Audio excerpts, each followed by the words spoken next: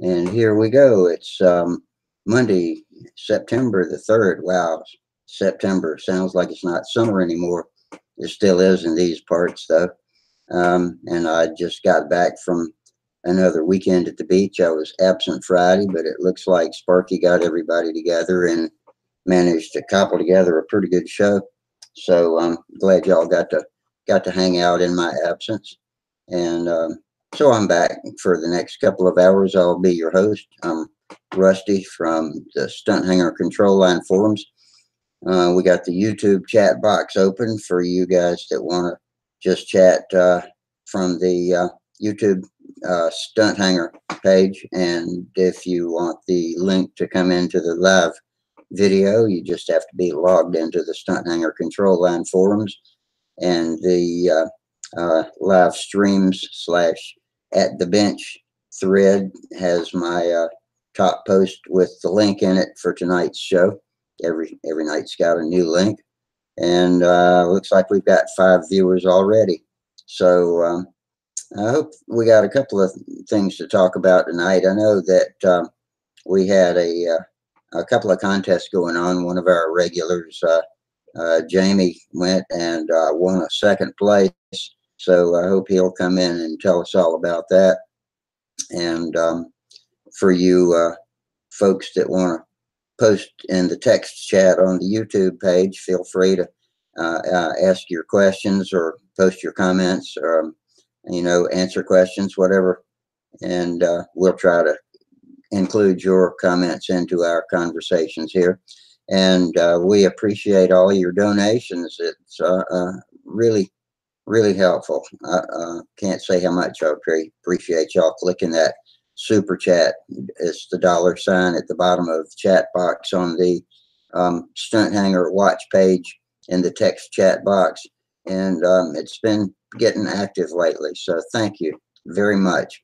And if you can't click it and give us a donation, that's fine. And if you just don't want to, that's fine too. But for those of you that do, just wanted to give you my appreciation. So anyway, we'll get started. We got 7 viewers watching me right now. Nobody's logged in on video yet, but usually somebody will start showing up, and usually we hit our groove in the first after the first 45 minutes or so of the show, and decide what we're going to talk about. It's different every night. We talk about anything from control line. Oh, hey, Tom Creasy, how you doing? At home and going to enjoy. Okay, does that mean you're going to enjoy us from the YouTube, or are you going to come join us live? Yeah, sleeping in your own bed. That's nice. And other things too are always more pleasant to do at home. And I'm glad to have you, Tom, one of our regulars, but he's been pretty busy helping other family lately, and laptops at dad's. Oh, okay. So I don't know if that means you can't come in live with us or not. But anyway, whether on YouTube or live, it makes no difference. We're glad to have you watching us.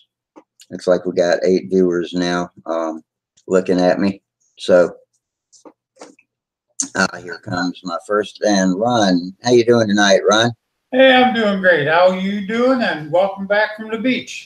Thank you, Ron Hass, ladies and gentlemen. Glad to be back. It's never it's never great to have to leave the beach, but we had a nice place this weekend, and we were invited down to stay with my wife's brother and sister-in-law. So they were gracious hosts, and we have front beach condo, and man, it's a beautiful beach, Litchfield Beach, South Carolina. It's just gorgeous.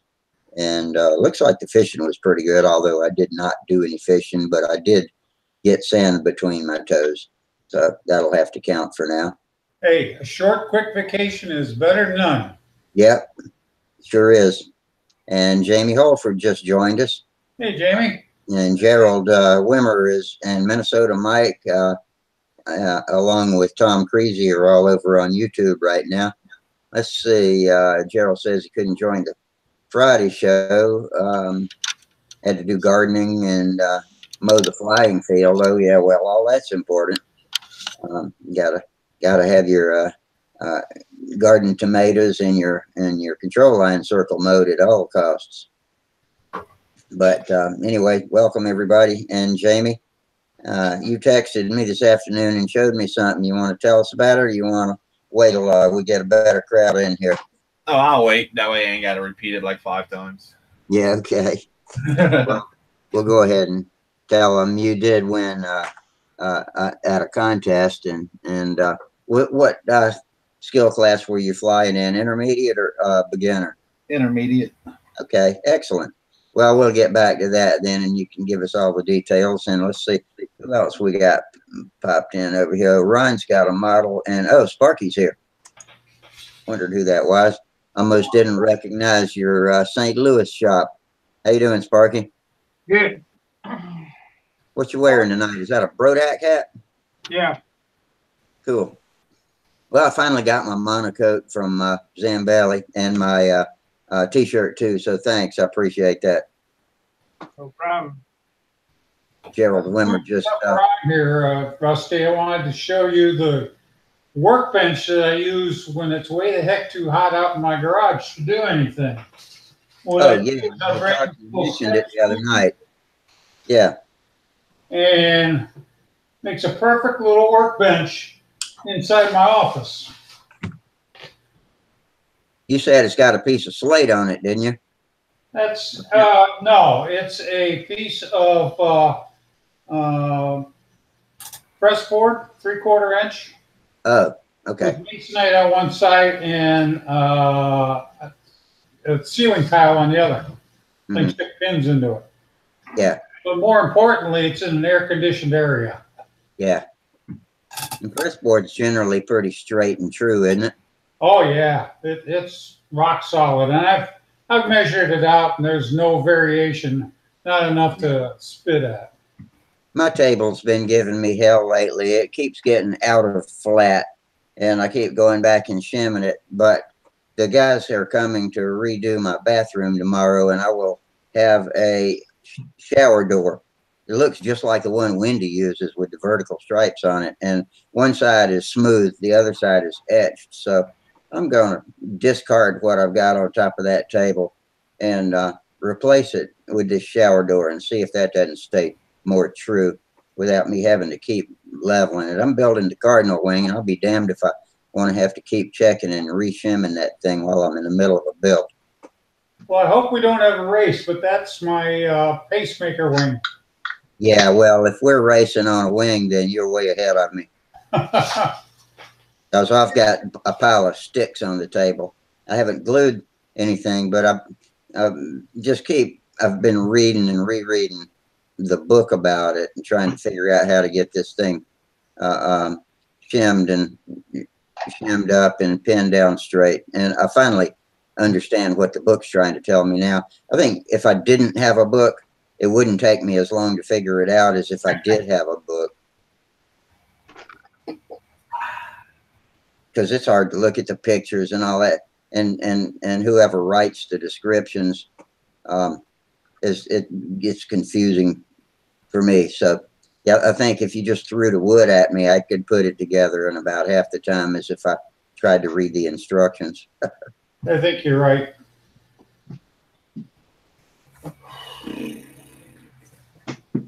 Sometimes the instructions get you going in the wrong direction, and you got to figure out where they were trying to go instead of where you should be. Yeah. I mean, hell, I got the blueprints, but this wing is different than any one I've built before. It's tapered. Not only is the airfoil thinner at the ends than it is at the root. That's the first time I've had that. And it does have a swept lead edge, swept back lead edge a little bit, I believe. So, but I've never had one that was thicker at the root than it was at the tips. Unless the flight streak was. I don't think so, though. I think it was the same size ribs all the way out. They might have been shorter, but same thickness airfoil. What plane you looking at? That's your twister there, isn't it, Jamie? Yeah. What kind of shape's it in now? Not really bad shape. Just Is got. that the one? Is that the one you flew at the contest with? I wish. I wish I didn't have it fixed in time. What did you have? I could have. I just didn't do it. Yeah. What did you fly? Yeah, my primary force. That primary force, it doesn't fly worth a shit, won you second place. Yeah, I had a chance to take first, really. And, you know, looking at it in the end, my first flight, I had an overrun. Oh, no. And, well, that killed, you know, a lot of points right there. And, so I scored, I think a 307 on my first flight. And first got it with like 370 something. Mm-hmm. And I scored 366 on my second flight. So, I mean, I had, if I wouldn't have overran, I probably would have had a chance to what day did you fly? Was this Saturday or Sunday? Yesterday. Yesterday, Sunday. I drove 5.5 hours Saturday night. Did my 2 flights, hung around till the contest was over, and drove 5.5 hours home. Wow. Bet you were glad to set foot on the ground when you got home. That's a long, long day. It wasn't too bad. It wasn't too bad. It was worth it. What was that yellow Cardinal you had the other night when I popped in, Friday night? Yeah, that was one a buddy of mine that gave me about 2 months ago. I just never got around to it just needs a tank. That's all it needs. Is it an ARF or a kit? No, it was a kit. It was kit built. Oh, that's probably a pretty nice plane. Cardinals are great flying planes. I won my first intermediate contest with a Cardinal. Weight with motor and a metal tank that I had, it was 48 ounces. Mine's up there somewhere. It's probably actually a little over 50. Hopefully my new one on the table now will come out a little bit lighter than that. That's the plan anyway. And given the size of a Cardinal, I mean, it's, you know, bigger than a Twister. That's only 10 ounces heavier than this thing, you know.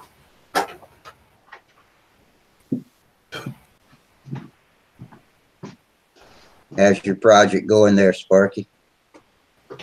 Made big progress. It's all covered with tissue now. Oh, good. This is the one you weren't around, but Thursday, or was it Friday night hangout, I told everybody, well, I wasn't happy with the length, so I cut the elevator stabilizer off, moved it back an inch, and put it back together, and this is where I'm at now.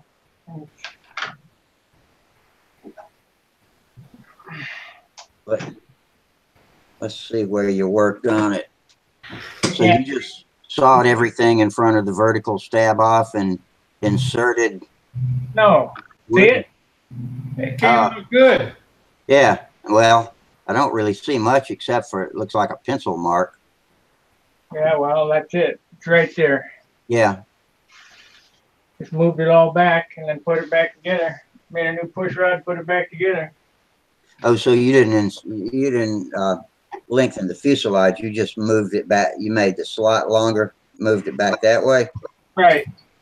Yeah. Okay. Ain't nothing but a thing. Good evening. Rusty and Sparky and Ron and Jamie. Thanks for the super chat. We got your green notification just a few minutes ago. Always appreciate those from everybody. Appreciate the show. I'm very grateful you do the show, and I was grateful that Sparky did it on Friday, but I missed out. Had to do the gardening duty, so yeah, I got to know the flying field for the first time this spring. Yeah, well, that's a necessity. You got to have your control line field mode. Yeah, well, I figure that if I can get it nicely sorted early in the season, it'll be easier to maintain, and I can set up a stooge and have some flights while the boys are at school. It's my own selfish concern there, anyway. But often on the weekend when we all go out flying, I don't always get to put in a good flight. You're just helping others all the time. I seem to be pitting and putting in the occasional fight, but you can't really treat it seriously like if you go to the field, like Charles seems to do. He goes out and he gets in 4 or so flights and makes a good go at actually practicing his pattern. But, yeah, try to squeeze everything in. Yeah. How did the trip to the beach go? Rusty? Yeah, it was really nice. We had a front beach condo that my wife Holly's brother and his wife just bought, and so we got to go housewarm it, and it's beautiful. It was at Litchfield Beach, South Carolina, which is a beautiful beach. Nothing but sand dunes and beach. There's it doesn't have either wooden groins or jetties to break up the current, and just a long straight stretch of white sand and big dunes behind it. And looked like the fishing was pretty good, although I did not get out and do any fishing. I did get sand between my toes, so that'll have to count for this trip. Did a lot of sitting on the balcony.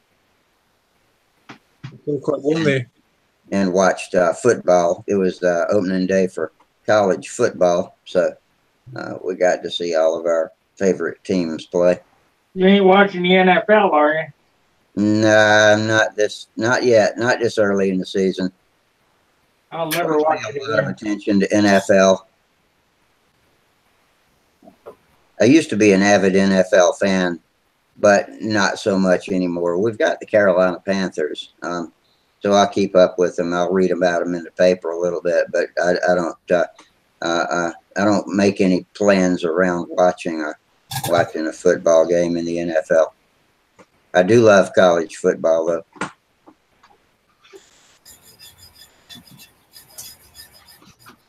Well, congratulations on your flying there. You're placing there, Jamie. Thank you. Like you did. Yeah, it wasn't too bad. It wasn't too bad. It could have been better, but I mean, given what I was flying. Is this your first contest top 3? Like ever, or? Yeah. Oh no, I've flown every contest I've flown. I either won. Actually, won. I won every. I got first in every contest I flew, except for the last one in Houston, where I got third. But that was my first time in intermediate, and there was only 3. Yeah, and there was only 3 guys that flew intermediate, and I was the worst one. Well, that's okay. There's no asterisk by your name, so Yeah, I'll take it. your mom still thinks you're the greatest stunt pilot ever, probably, if she's like mine. So Yeah. It's just time to beat. mine thinks I invented all this stuff. I don't bother to tell her. No, Sparky did. No, not me. I sure as hell didn't. But no, I remember when I was out there only flying half A's, and she was walking around looking in my shop, and I was showing her pressure bladders and all kinds of stuff. And she said, "Wow, and you came up with all of this stuff?" And I didn't lie to her. No, Mom, they've been doing this for a long time. That's the way parents are, though. They like to think that you're extra special, don't they? Yeah. I can understand more now that my son is an adult than I could sometime back when he was still a kid. But yeah. You putting fiberglass on that, Sparky? Yep, What weight you using? 3/4, half ounce? half ounce. Gotcha. Good catch, Ryan. What'd you do? Just shreds some and mix it in, or you're just wrapping it with? Put the resin down, then wrap it, and then put the resin down, and card it off. Okay. Got you clicked up now. It's a balancing act. Yeah, what do we got going here?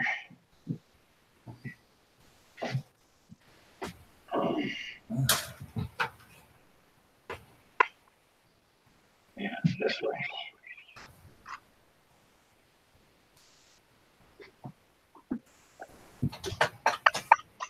All those little fiberglass stringlets you gotta mess with.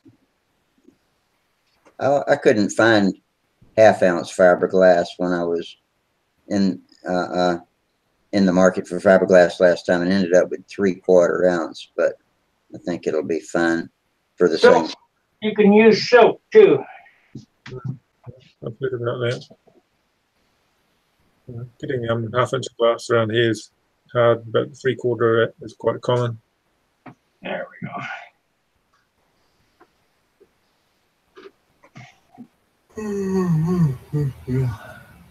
Don't yawn too much while we're being quiet, because I don't want to go to sleep while I'm watching Sparky do this. But it's very therapeutic watching somebody else build. Well, Sparky, is this the one where you lengthen the tail a couple of inches for the 77? Yep. Went over to John's, him and I did it and had it done before 2 o'clock. yeah, you can work pretty fast. I remember the night that we were looking at the Voodoos, and the two, or Al came on from New Jersey and was having you, suggesting you rebuild the bladder compartment to fit the pacifier, and you had that thing cut out and rebuilt by the time you signed off for the show.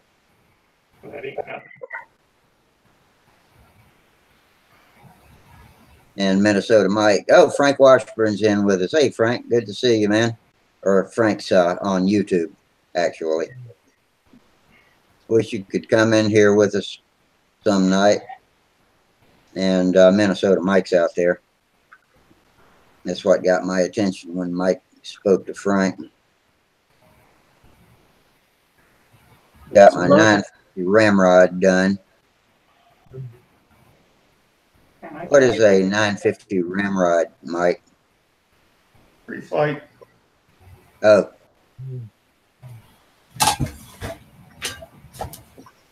Not want to lay down.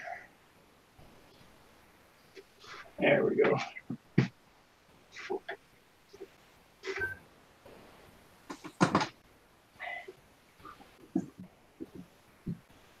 I love watching somebody else work. Too bad it doesn't get my airplanes done faster. No, it doesn't. The ferries never do any work on my plane while I'm not in the shop. Yeah, I like to just sit and watch people work too. Unfortunately, I don't like to have too much dead air while we're on the show. So, gotta think. I like to watch my sons work on it, but then invariably I want to join in and yeah, it's a hard one. You sort of like watching them do it, but you're always thinking, oh, they could do that better, or you could do this better. But you just realize, no, you best to let them have their go and learn themselves. Yeah, and that's what used to irritate me so bad when my son was in the Scouts.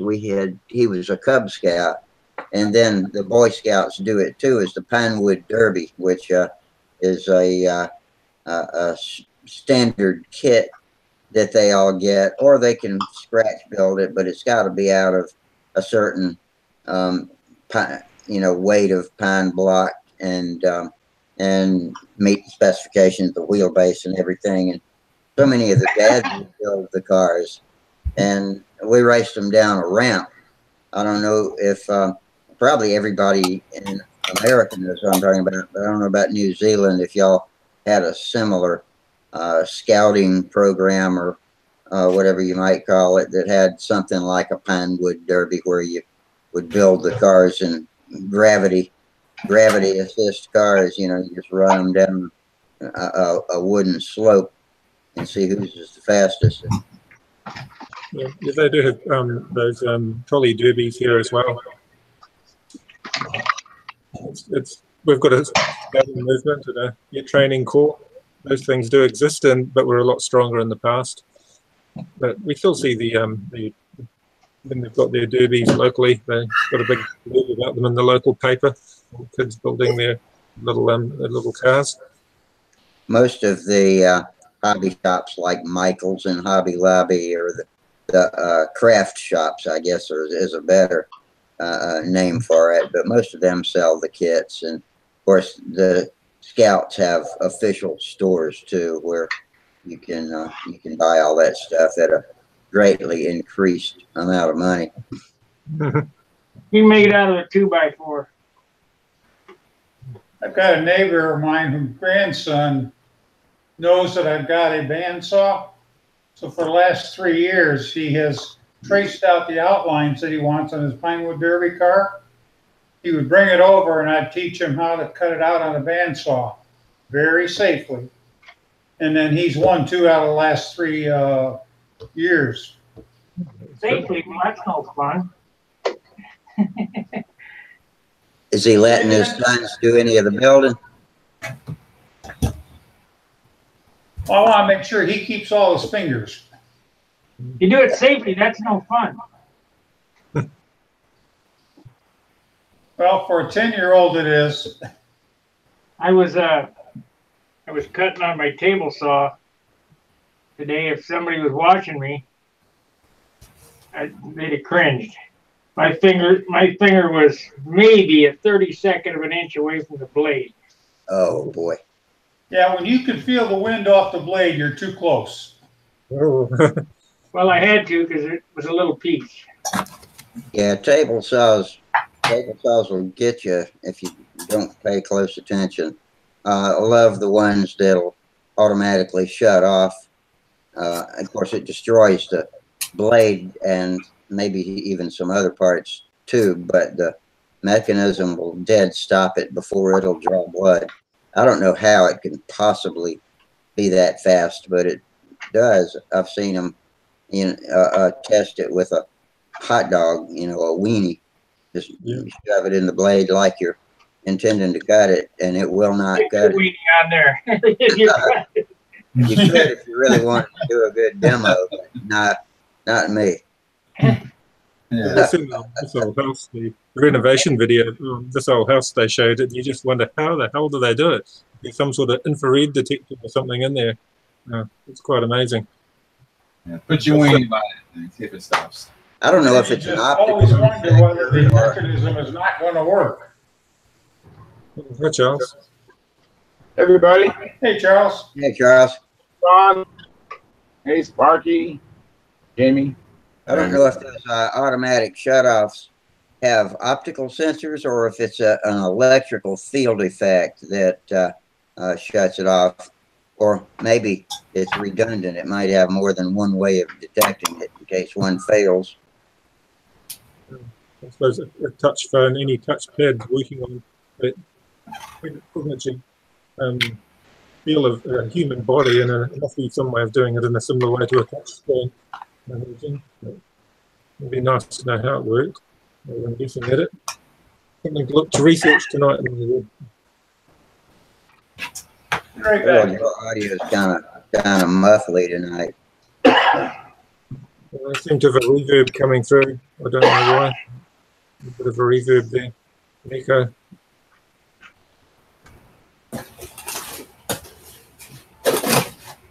Sparky, is that 30-minute epoxy or about that speed? No, it won't be dry till tomorrow. This is finishing resin.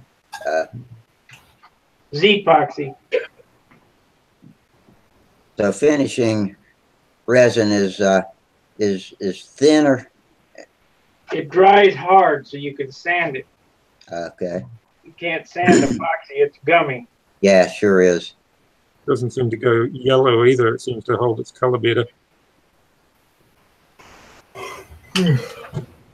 So I'll let this dry, then I'll sand it with 320, and then soak span the nose, soak span over the top of it.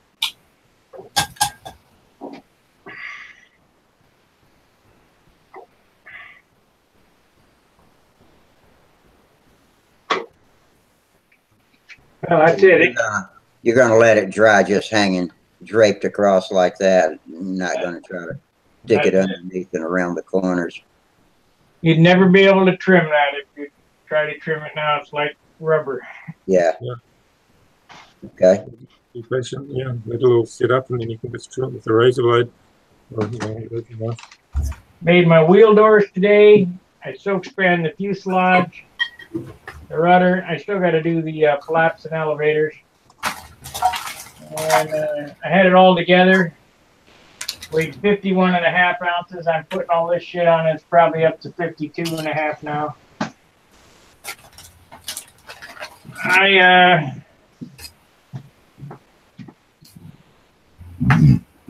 Now, I had mixed up my dope for this in these jars, and I had 2 of these. I still got 1 full one, and this is all you're allowed for an airplane. So this is 1 pint. Then you fill it up to the top to make a quart. So I think that with the way it's going, that I'm going to be able to do the whole airplane with 1 pint. And then it's a 1/2 pint of color, so that I got my color there. So that, you know, I'm going to try to keep the finish under 6 ounces, or at 6 ounces anyway. I'm thinking this airplane's going to come out around 58 or 59. And when I get to that weight, stop painting.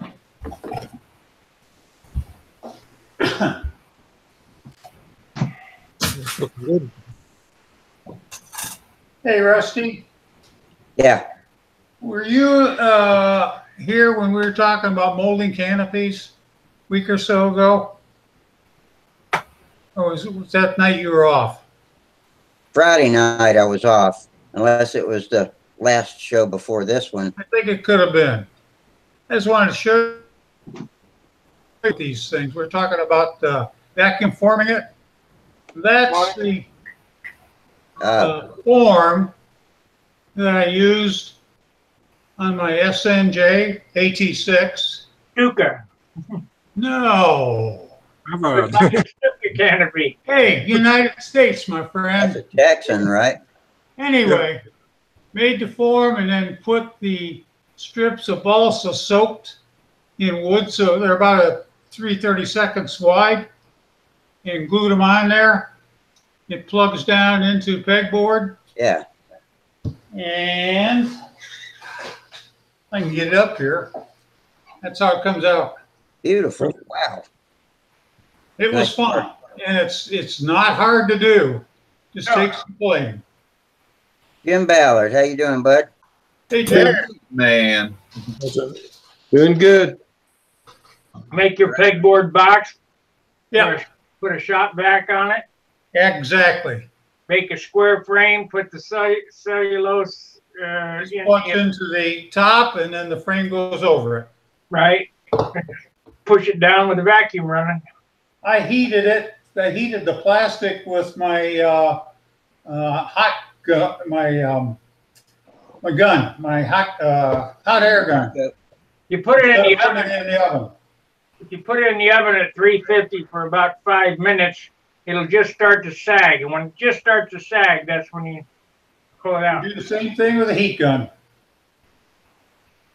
You just keep it moving around until it sags, and then drop it right on. So you don't have any time between going from heating it to putting it into the vacuum.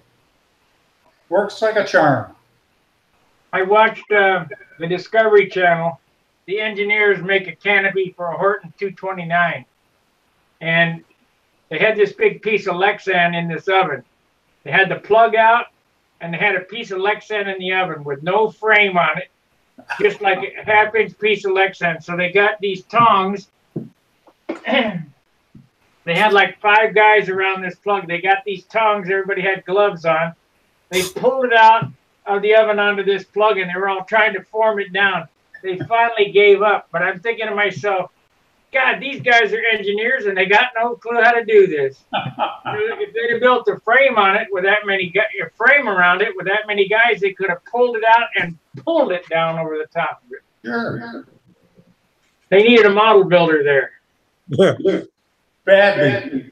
Yeah, but if you look on YouTube, they might look up Discovery Horton 229 and see how they made that canopy. What the Horton 229 is a German World War II German jet stealth aircraft, and it is stealthy. But the reason why it's mostly stealthy, it was a flying wing, But the reason why it's mostly stealthy is made of plywood. So it didn't have much of a radar signature. It's amazing. Bob wants to know if anybody had an old Mattel vacuum as a kid. I do have one right here. Really? Same My thing. sister Same had one. principle. I use it for making ultralight pilots. Let me see if I. My sister had one. She had a creepy crawler mold too.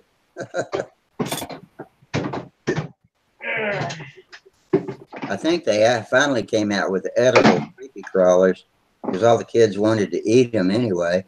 Here's my Mattel vacuum form. Yep, that's it. Wow. This cost me $75 on eBay. I got all the attachments for it too. Yeah, they used to make cool toys back then. Little steam engines and vacuum form machines and kind of stuff. Creepy crawler machines. That vacuum form new was $19.95, and it cost me $75 on eBay. What did kids make with them back in the day? What were they intended for? They have boats and all kind of. I got all kind of little molds.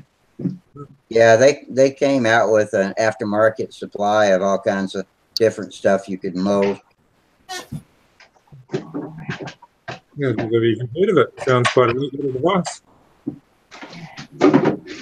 Here's a bag. Here's a bag of different molded parts you can make with it. I mean, I don't want to take them out of there, but all kind of stuff. What I do is I take a Williams Brothers pilot and drill in his eyes so that the vacuum has some place to suck down to. I got Williams Brothers pilots over there. But you drill two little 16th-inch holes in his eyes so that when you put him on the plate, the vacuum will go through his eyes and suck his face down. But you mold yourself a Williams Brothers pilot that are 1/100th of the weight. That plastic, it weighs like 2 grams as opposed to an ounce. Yeah. Well, it's quite amazing. I know even a balsa pilot's would be a lot lighter than a Williams pilot if you cut it out of lightweight wood. But yeah, a molded pilot would look nice. It'd be a lot less work. You'd be able to replicate them quite easily. Makes sense. I don't think I have any finished pilots around, but I do have Williams Brothers pilots. The reason I did that was there was just like the silk span scare. Oh, the Williams Brothers is no more. Well, shit, I had to have pilots. So I said, well, shit, I'll just make them. And they're lighter. Well, Jim Ballard, what you been doing since your last visit here, which was, I don't know, what, 2 or 3 months ago? Oh, no, it ain't been that long. Hadn't been that long? Not about what, like a month or so? About a month. Yeah. I hung out with Jamie over the weekend. Yeah? Y'all go to the same contest? Yeah. Did you fly at the contest? I didn't. I just helped. You pitman? Yeah. I launched for a couple of guys and then watched Jamie take, what was it, 2nd place, buddy? Yeah. Yeah. Yeah, why don't you give us all the story on that now, Jamie? Tell us all the details. Well, ain't really, honestly, really ain't too much to tell. Other than the tank that I use the tank for my twister on my primary force, which is 5 1/4 ounces, because it takes that whole tank pretty much to get the whole pattern and a couple of laps afterwards. With this plane, well, I learned after the first flight, it don't take 5 1/4 ounces for a primary force, as my time was 8:21, 8 minutes 21 seconds. Oh man, that must have seemed like forever. Oh, it surely felt like it. That is for sure. 21 seconds overtime. So, Dr. Joe Gilbert, he suggested, about 4 3/4 ounce, and a couple other people said the same. So I put in 4 3/4 ounce for the second flight. Well, I just made it with that one. I think I had about 20 seconds to spare, give or take. How many ounce tank is it? 5 1/4. So fill it up all the way and then draw out an ounce. Yeah, man, that's what I figured. Because 4 3/4 ounce, was barely cutting it, before overrun. I figured a 4 1/4 ounce would probably be money. You do know that's the best way to meter your gas, though, is to fill it up until it overflows and then back it out until it's down to the level you want it and then stop. Because you never know how much of a little bit of gas is still in there. So you can overfill it if you don't do it that way. Yeah. Which normally, I mean, with that tank, I always top it off. Like with the twister, I always top it off. And I mean, I only flown that plane 3 times with that tank. And that was last weekend. So I didn't really, and I was out of state all week long. So I didn't have time to put in any other flights. So I didn't think about all that till after I was already airborne. And like, man, why is it lasting this long? There's my tank for this airplane. That's beautiful. Tasmanato, $100. Who would pay $100 for a gas tank? Yeah. Oh, yeah. Carbon fiber tank, isn't it? Yeah. I got all the high dollar lightweight parts on this thing. Yeah, but the contest, though, I mean, that's a fun contest. I did more. I think I did more talking than actually. I don't think I watched anybody else's flight other than bits and pieces, but actually sit down and watch entire flights. I was talking to all kind of people. It was more of a social event than anything. Yeah, usually by the Saturday night, I've lost my voice when I go to, especially Huntersville. I talk to so many people, my voice is just hoarse and raspy by Saturday night. This year at Huntersville, Rusty, you going to help me film?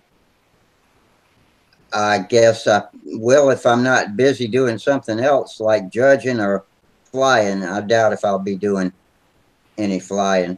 So, yeah, I'll do what I can. That's one of the things that's been rough on me is to try to film, to watch the camera, make sure it's focused, be the sound man, which I got a new sound device. We can run 4 microphones on now.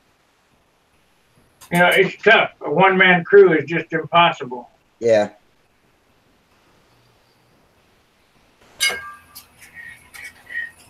I'll do the best I can. I warn you ahead of time. Sometimes I have brain farts, and I can't promise I won't botch a video here and there, but I'll try.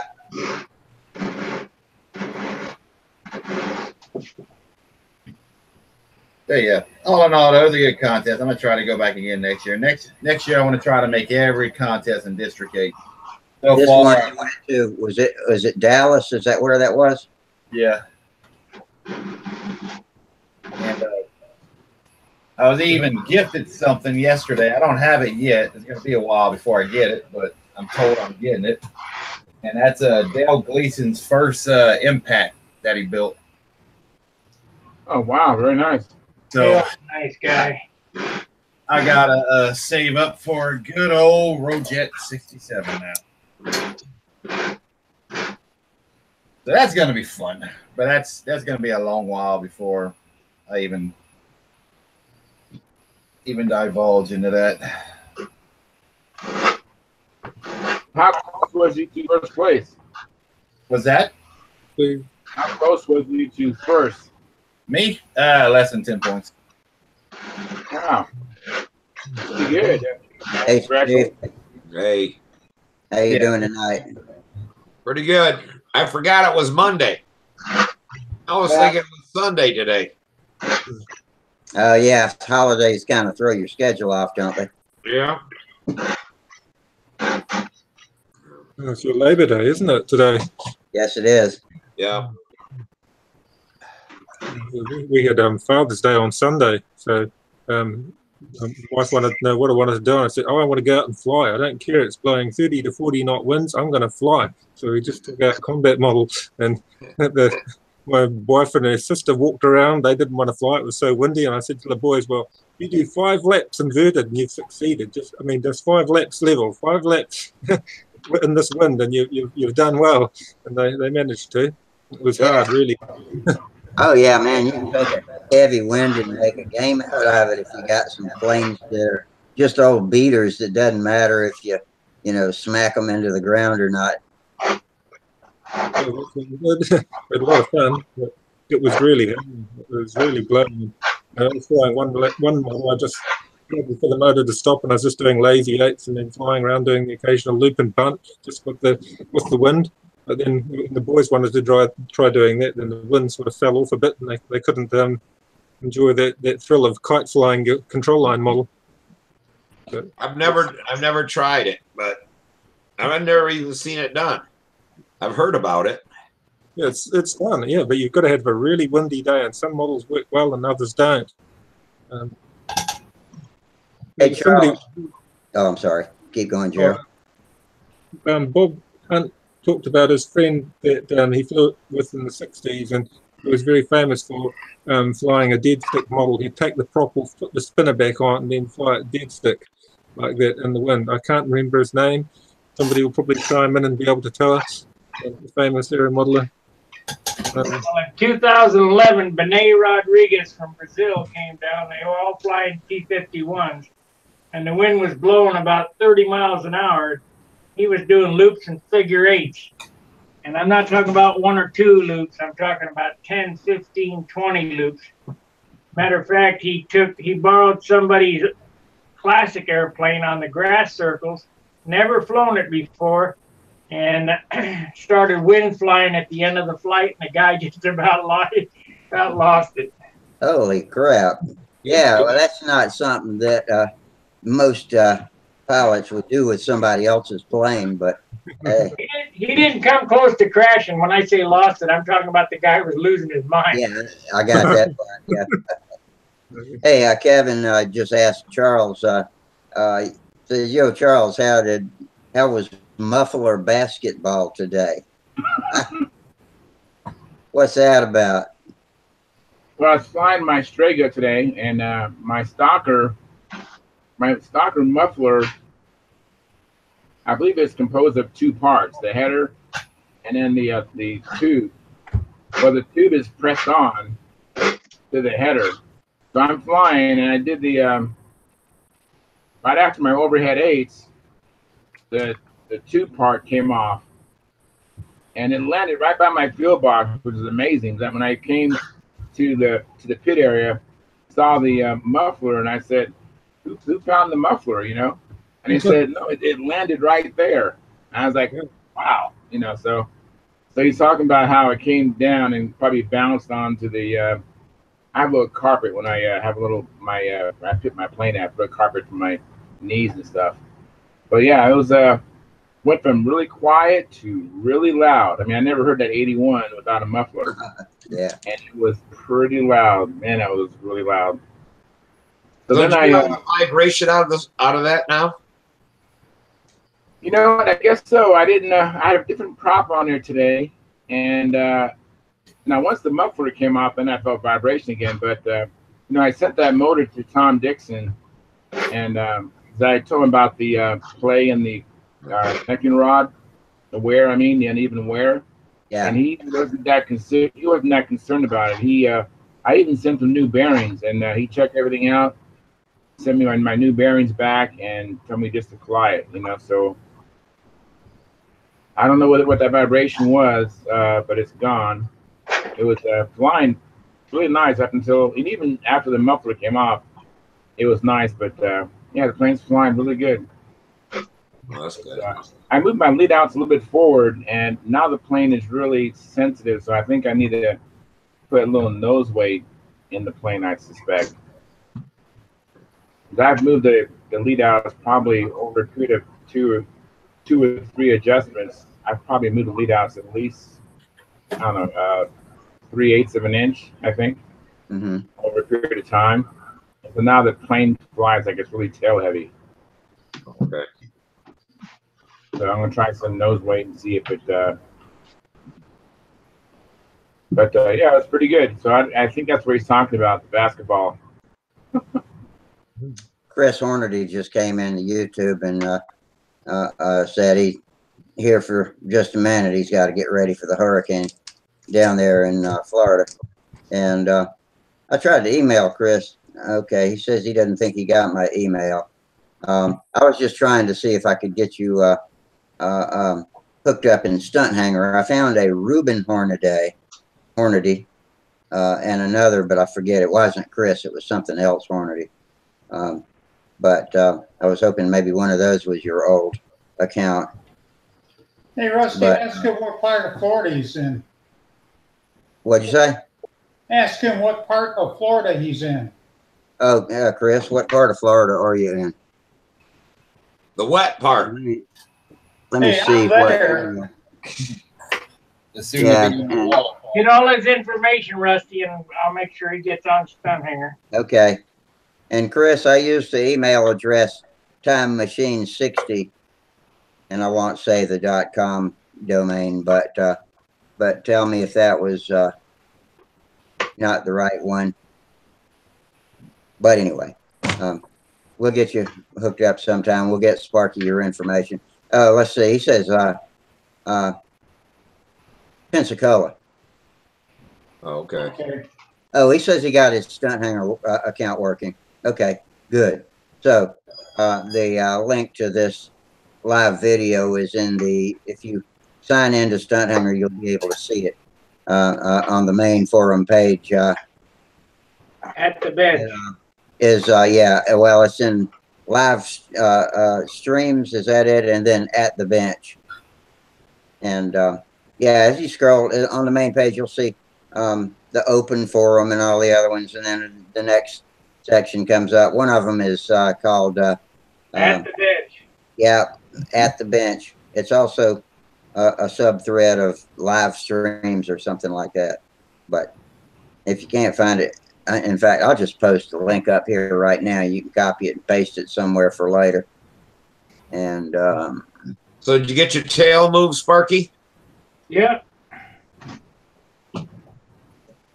God dang it, the hell. Can you tell? Or you can't see it? I can't see it. Oh, okay. Great. Yeah. okay, Yeah. I'm copying the link now, and I'm gonna post it in the chat box. Yeah, I was messing with Okay, it. okay, Chris, copy that address I just put in the chat box. Every night, I post the new link to that night's video at the very moment the show starts, which is always at about 9:40, not a minute before. So if you don't see it the first time you try, just keep checking. But that is the thread, and the newest post in it will have the night's video show link in it.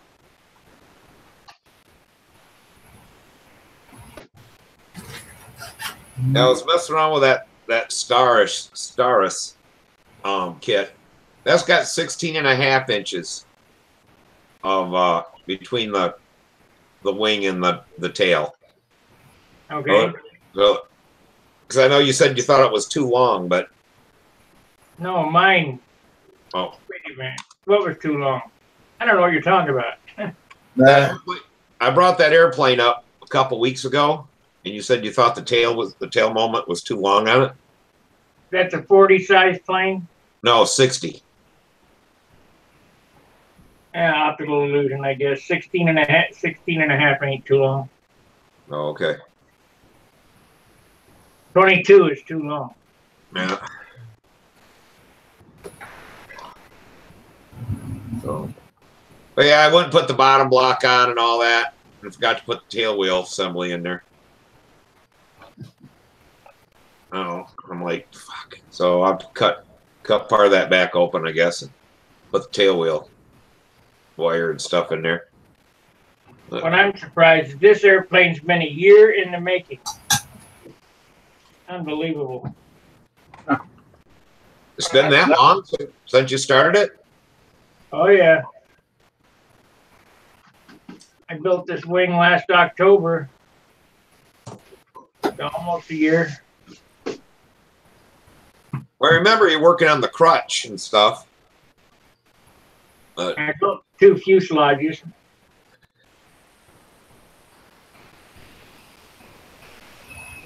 So, what do you got? Another fuselage for another airplane you're going to build later, or? I changed it. Oh, Do any of you guys have infrared laser thermometer that you can point and shoot and like see what your cylinder head or your exhaust temperature is, things like that? Is yeah, anybody? I got one. I was looking at them. I was thinking about buying one today, and oh, there's Chris. Chris Horner, you just joined us. Like that? Hey, Chris. Yeah, like that. Looks like you got your mic muted right now. Yeah. What one do you got, Sparky? Snap on. Oh, okay. Yeah, I got one, but I don't know. It's not. They're not that accurate. We had one at work that they spent a couple $100 on and stuff, but And it's hard to keep on that dot there. Yeah, I was just wondering how small of an area you can measure, like if you can distinguish a cylinder head from the fins. Oh, yeah. yeah. This dot is tiny. Okay. Is that? Oh, let's see. Bob Bishop says he had a fluke, but that's way out of my league. I want like a $10 one, not a $200 one. Yeah, what we found out is the one from Harbor Freight is just as close in temperature as any of the other ones. Really? Yeah. I mean, What's that, about $10 or something like that? They're a great cat toy. Yeah. What I found I use mine for is that I'll check duct work with it and the registers, especially the ones that are way up in a wall or a ceiling. I'll hit it and see if it's a different temperature than the room. But then I can find out if fire dampers had come shut, stuff like that. But for a true temperature, they don't work worth a crap. At least, I still use my meter with a Meat thermometer, stick it in the vent. Yeah, if you want a true temperature that way, is about the best way to do it. I got digital and I got, the dial type, and they're about the same. I don't know. But if you got a car engine that's missing, you could point it at, each cylinder or each exhaust port somewhere, spark plug, exhaust port or whatever, and see which one's cold. Yeah, we had guys use them at work, so I got them to get a cup of ice water, about 90% ice, and then you put water in it.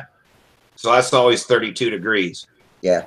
Put something in it and let it set for 15, 20 minutes, then hit it with that. And I mean, it could be 40 degrees or whatever. And you put a stick thermometer in that water and it'll be 32 degrees. It's always 32. So you can calibrate them that way to find out how far they're off. Well, you know what? The very surface of the water might actually be warmer than a half an inch under the surface too. Well, that's why I use 90% ice. So it's so thick that you just have to have a little bit of water around it. Yeah, it saturates. Yeah, so we calibrate our stuff all the time that way. So then we'll put a piece of tape.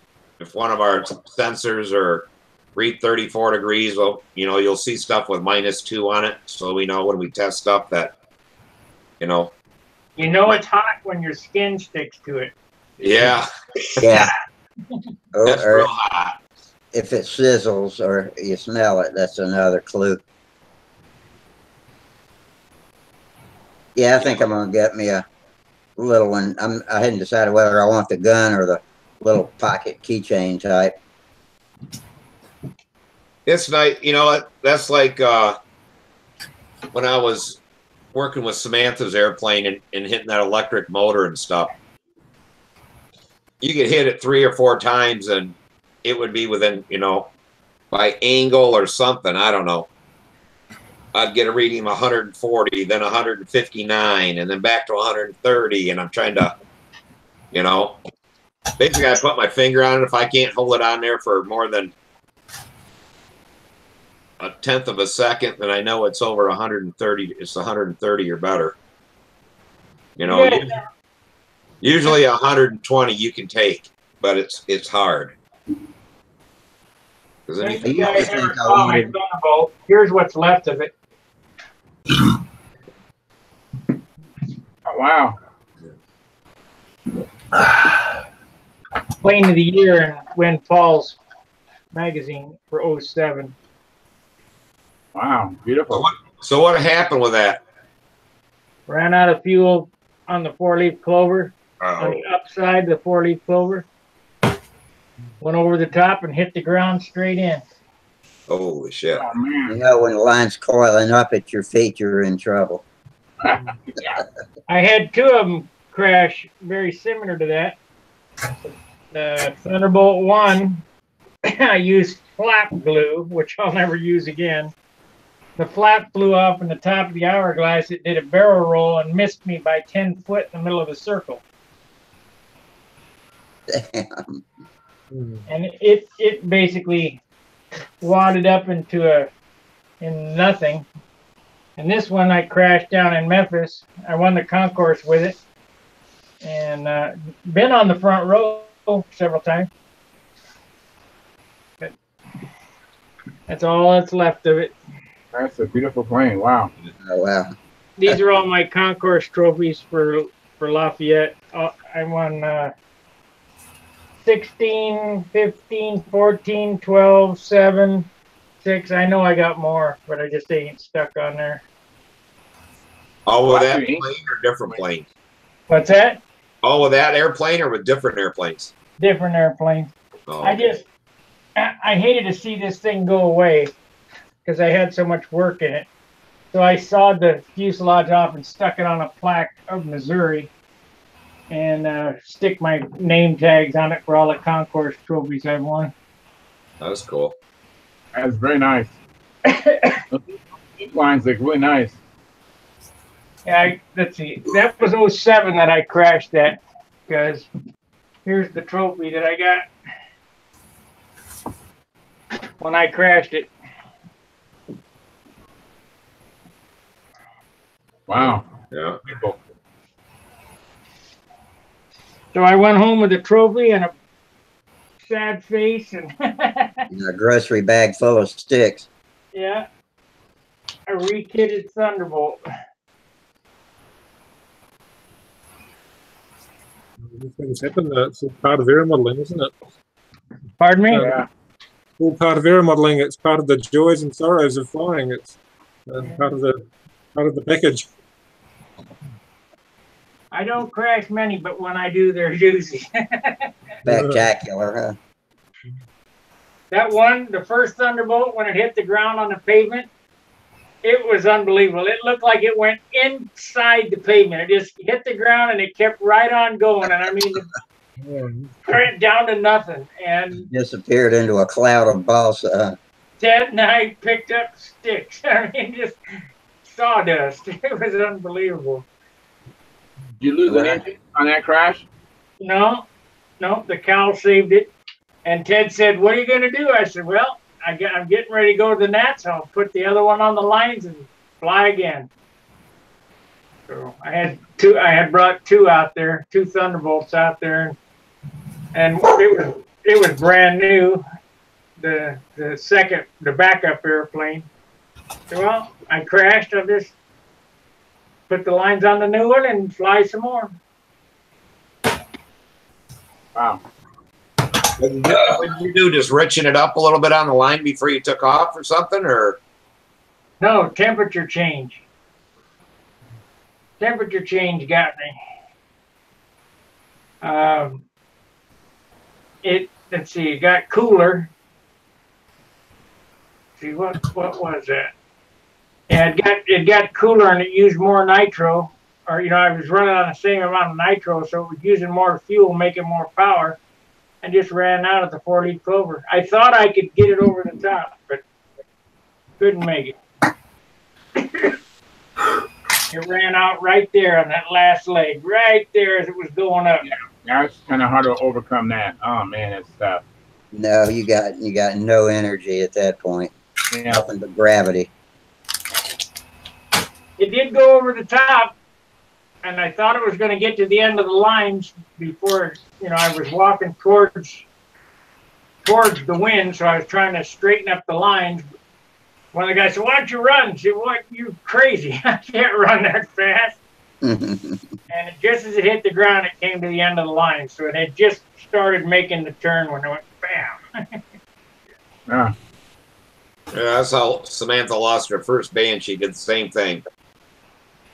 Adjusted to the needle, give her a little bit more power and brake, and that damn thing come through that went and quit moving up about the 40, right at 45. She took off running, but she got the line tension about 1 foot off the ground, and that was it. That's why I like being tall. I just take one step and jerk my freaking arm out. That wouldn't have been enough for this. No, Yeah. I haven't had one to come in over the top. So I had one at the last contest I went to. I had during the practicing. I ran out of gas also, but I ran. I mean, I ran like my life depended upon it, and I saved the Strega. And then I pulled out, and I remember there were some people that were clapping, and saying, "Hey, great save," Yeah. So I was lucky that day.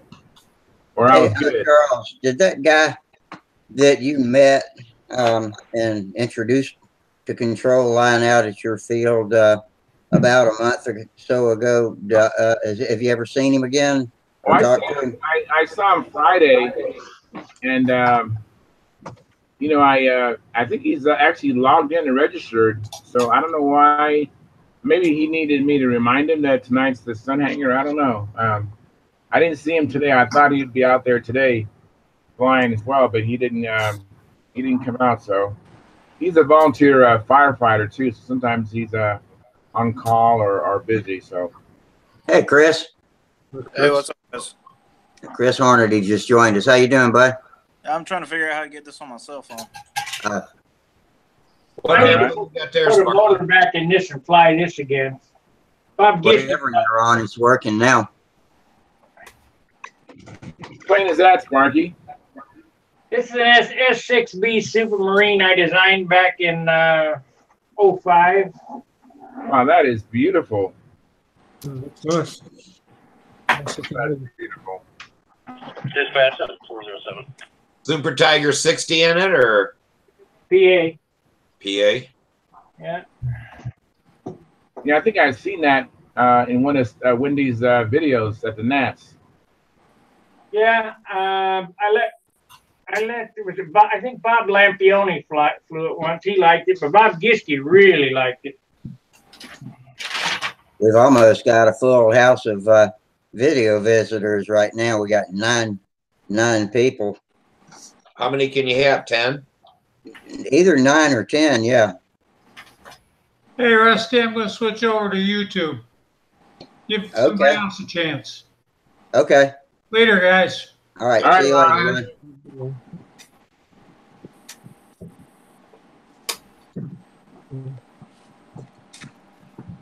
So when are you going to build another Viper?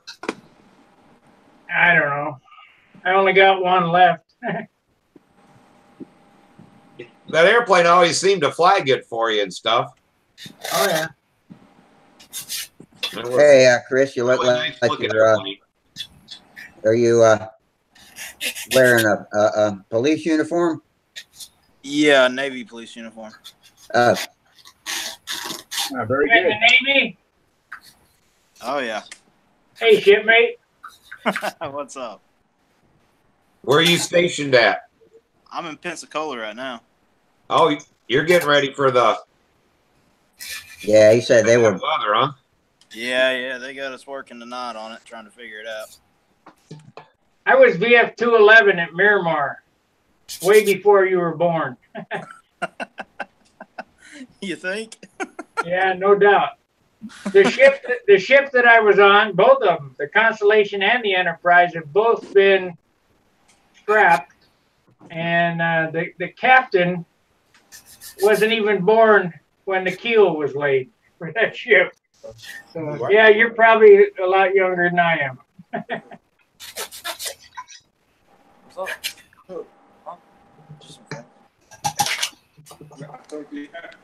You good? Yeah. Okay. Sorry about that. All right. That's You gonna right. go to Mid-Rats? What's that? Are you gonna go to Mid-Rats? Yeah, they don't really have those for us down here. We got McDonald's. What? Do they have the box chocolate milk? No. We did have a box regular milk. They wouldn't even give us the chocolate stuff. That's the good stuff.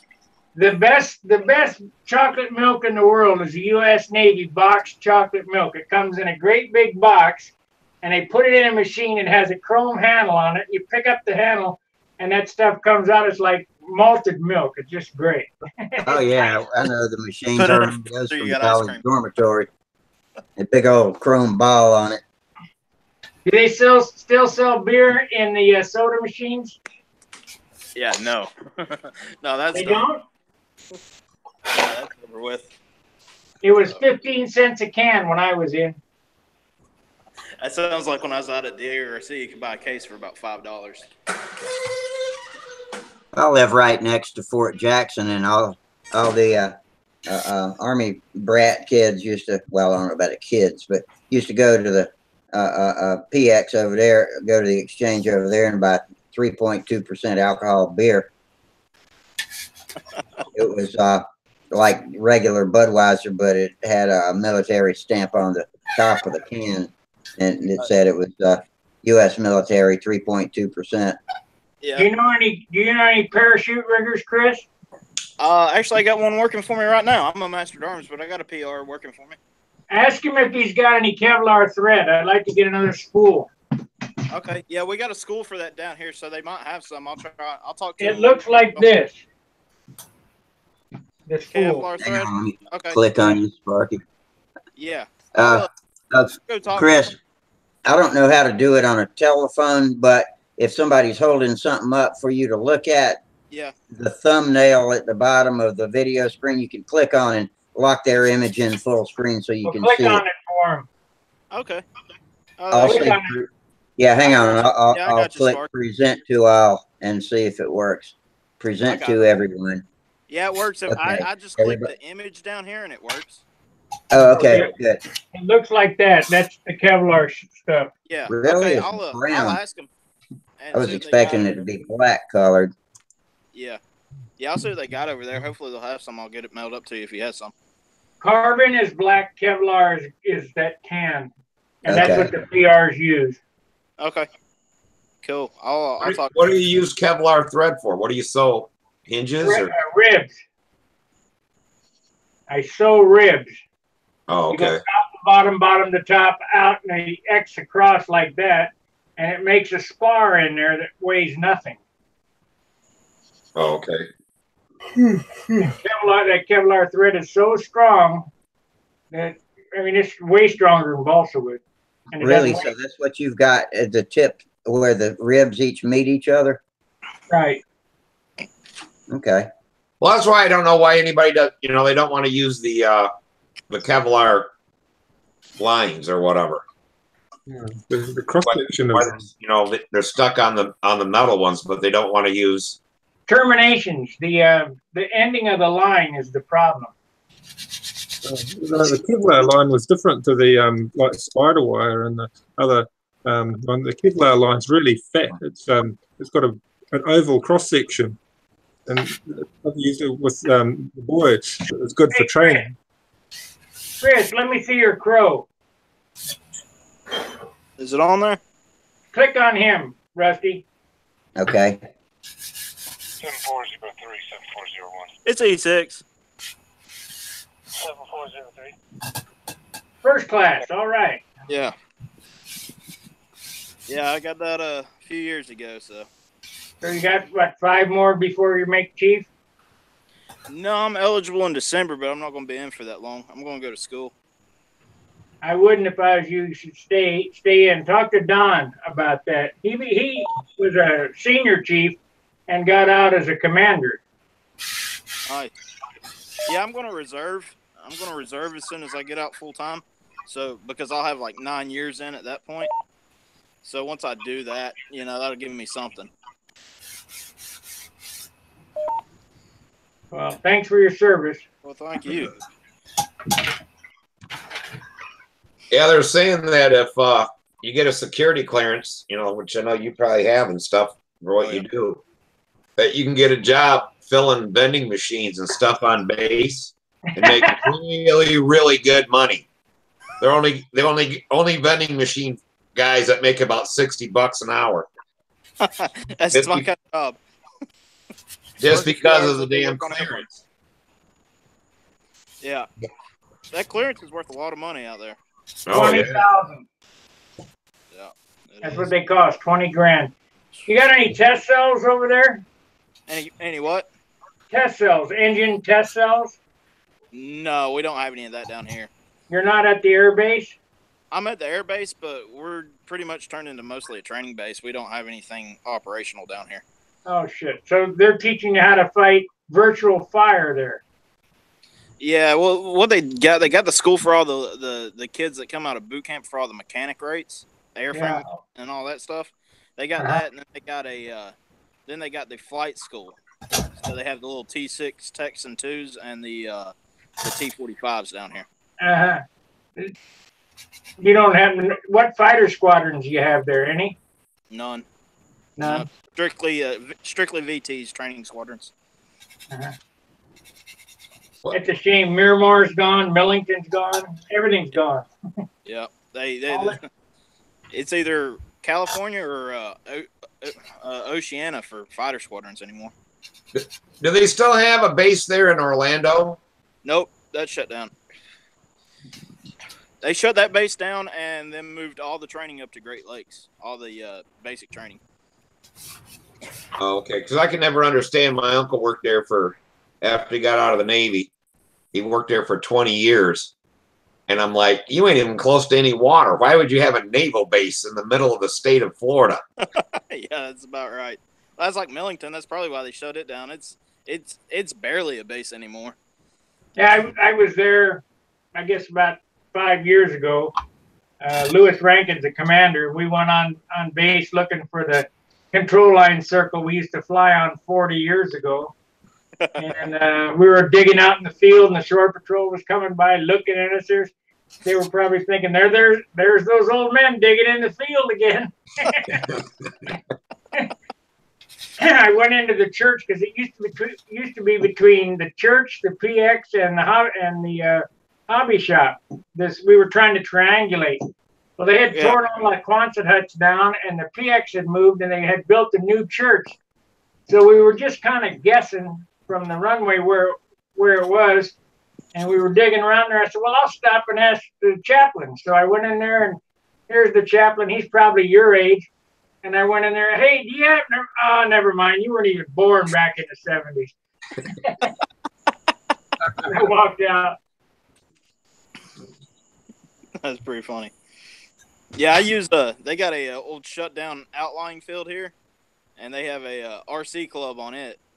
But I go out there because it's a couple hundred acres of asphalt, so I could get a little circle out there. Oh, really? How long have you been flying control line? What's that? How long have you been flying control line? Yeah, I started probably about 10, 12 years ago. I built a little flying clown and flew the crap out of it. And then when I came in, I got out of it, and I'm just now starting to build some stunt ships. I built an All-American Senior. I'm trying to get it finished up, and building a twister to kind of get my feet wet back again. I flew a Voodoo on the flight deck of Constellation. Yeah, I heard about those days when you could do that. We got Steve McBride over on YouTube trying to get into the video. Anybody know Steve? I don't know. Let him in. I just pointed him to the At the Bench thread. Tell him we need a So, Chris, what are you going to go to school for? you get out? I have my private pilot's license right now. I'm going to go finish up all my ratings, get my commercial. Oh, that's good. Yeah. Yeah, I got a little Cessna 120 down here I fly. If you want to be an airline pilot, you need to talk to Chris McMillan. He's in the Pampa directory. I think he flew second seat for TWA back in the day, and now he's a captain for some airline. I can't remember. Yeah, Chris Rudd's dad, some big shot at is it American or one of them? Yeah, you could talk to him too. Yeah, because his dad, I don't know, he checks. He just goes and checks out pilots and stuff all the time on Dreamliner or whatever. You want to know the real? They build those right down the street from me. Actually, about 100 miles down the highway, but in Charleston. You know that Frank Williams flew the space shuttle? No, I didn't know that. He flew it back from Houston on top of a 747 or whatever. He was the pilot on for the 747. Ah, here comes Steve McBride. Hey, Steve. Be sure and turn your YouTube feed in the background off if you've got it running. You won't get feedback from you.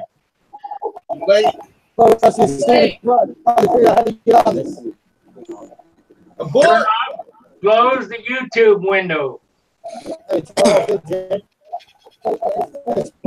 Give us a thumbs up if you can hear us, Steve. I can hear you. Close your YouTube window. Give us your credit card number if you want to weigh in. All right, guys. Well, I got to go. I got to get back to work. Okay, Chris. Well, I'm glad you finally got in with us. Now you know how to do it. Oh, yeah. We'll see you Friday, maybe. All right. Don't forget to arrest somebody. Yeah. Carry on. Okay. How'd your flying go this weekend? Hang on. Let's get Steve straightened out here. Steve, if you've got any YouTube windows open in the background, be sure you close them completely. You get a chance to fly the Cardinal? No. I'm gonna mute Steve until we get them straightened out. There we go. Now, was that I muted you, Steve, because you're feeding back. As soon as you think you've got your YouTube feeds in the background closed, then give me a big thumbs up like that, and I'll unmute your mic. I think you can unmute it yourself, too. So what are you building out, Jamie? I'm in the mood to work on this antique and literally antique shoestring. Oh, wow. I think this was like serial number 1. Look at this thing. Oh, Goldberg. Oh, yeah. Yeah. What was that motor you did? Oh. Look, it's so good. That's the box art of it. All right. What was that motor you just sold online? Which one? I sold a few of them. It was just the other day. I got on there and I was already gone. And I'm like, damn, I'm like, oh, that was in fact, I'll take it out of the box right here. It was an OS when you get your YouTube channel shut down, we'll turn your mic back on. Okay. Give us a thumbs up when you got the YouTube channel shut down. You only have one window up there, James, or no muffler lugs. It doesn't have muffler lugs. Okay. It just has that one little screw in the middle for a baffle. Yeah. So I got that at the contest yesterday. K&B 61, which I sold them to.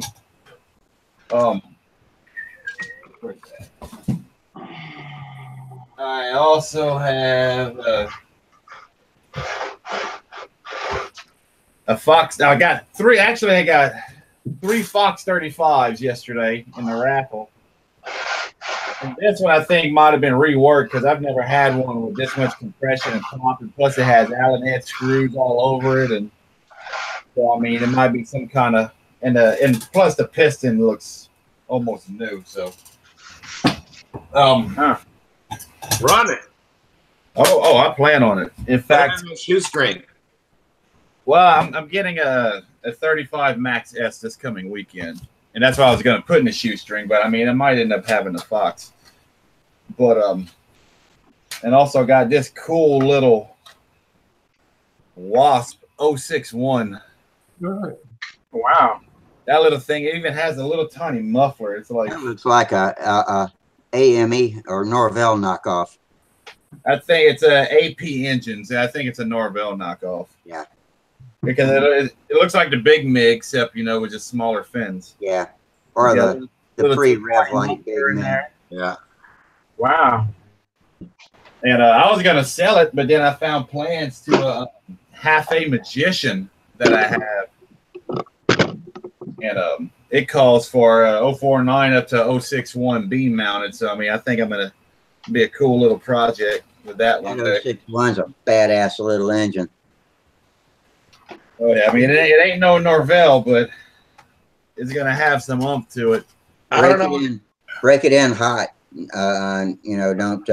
Don't flip it over any before the first run. And when you get it cranked the first time, run it on up, lean till it gets hot, and then back off between rich and lean. And they like heat to get that metallurgy fit up just right. And then after you do that a couple of times, it's good to go. Bolt it up and let it break in while it's on the plane. Oh, it's been ran before. It's used. Yeah. I'll tell you what, if it runs as good as the 15, that's going to be one hell of a running motor. I've never tried a 15 or an yellow jacket. Okay, here comes Steve McBride again. Hey, Steve. Hey, Rusty. Oh, now it's working. All right. How you doing? Do you have to reboot? Slowly but surely, I'm figuring it out. Okay, good. Yeah, I mean, the box is the sticker say Hornet, so. Well, welcome to our show. Yeah. The Funny Farm. Where are you from? from? I was flying with Bill Irwin. You got a really muffly sounding microphone. Oh. Maybe it's not the greatest camera. Maybe I got to buy a better one. Maybe it's just really soft. You can't hear anything crisp through it. It's loud enough. It's just mushy sounding. But anyway, we'll try to work with you. Yeah, Steve McBride and I have competed against each other about at least 3 or 4 times. Oh, okay, good. Quite a few times. Times out in Whittier, and also in Golden State. So what are you going to take up to Golden State? The same plane I saw at the South? This year I'm going out there. I got a Blue Angel I'm flying. Oh, I saw that at the Joust. At the Joust? Yeah.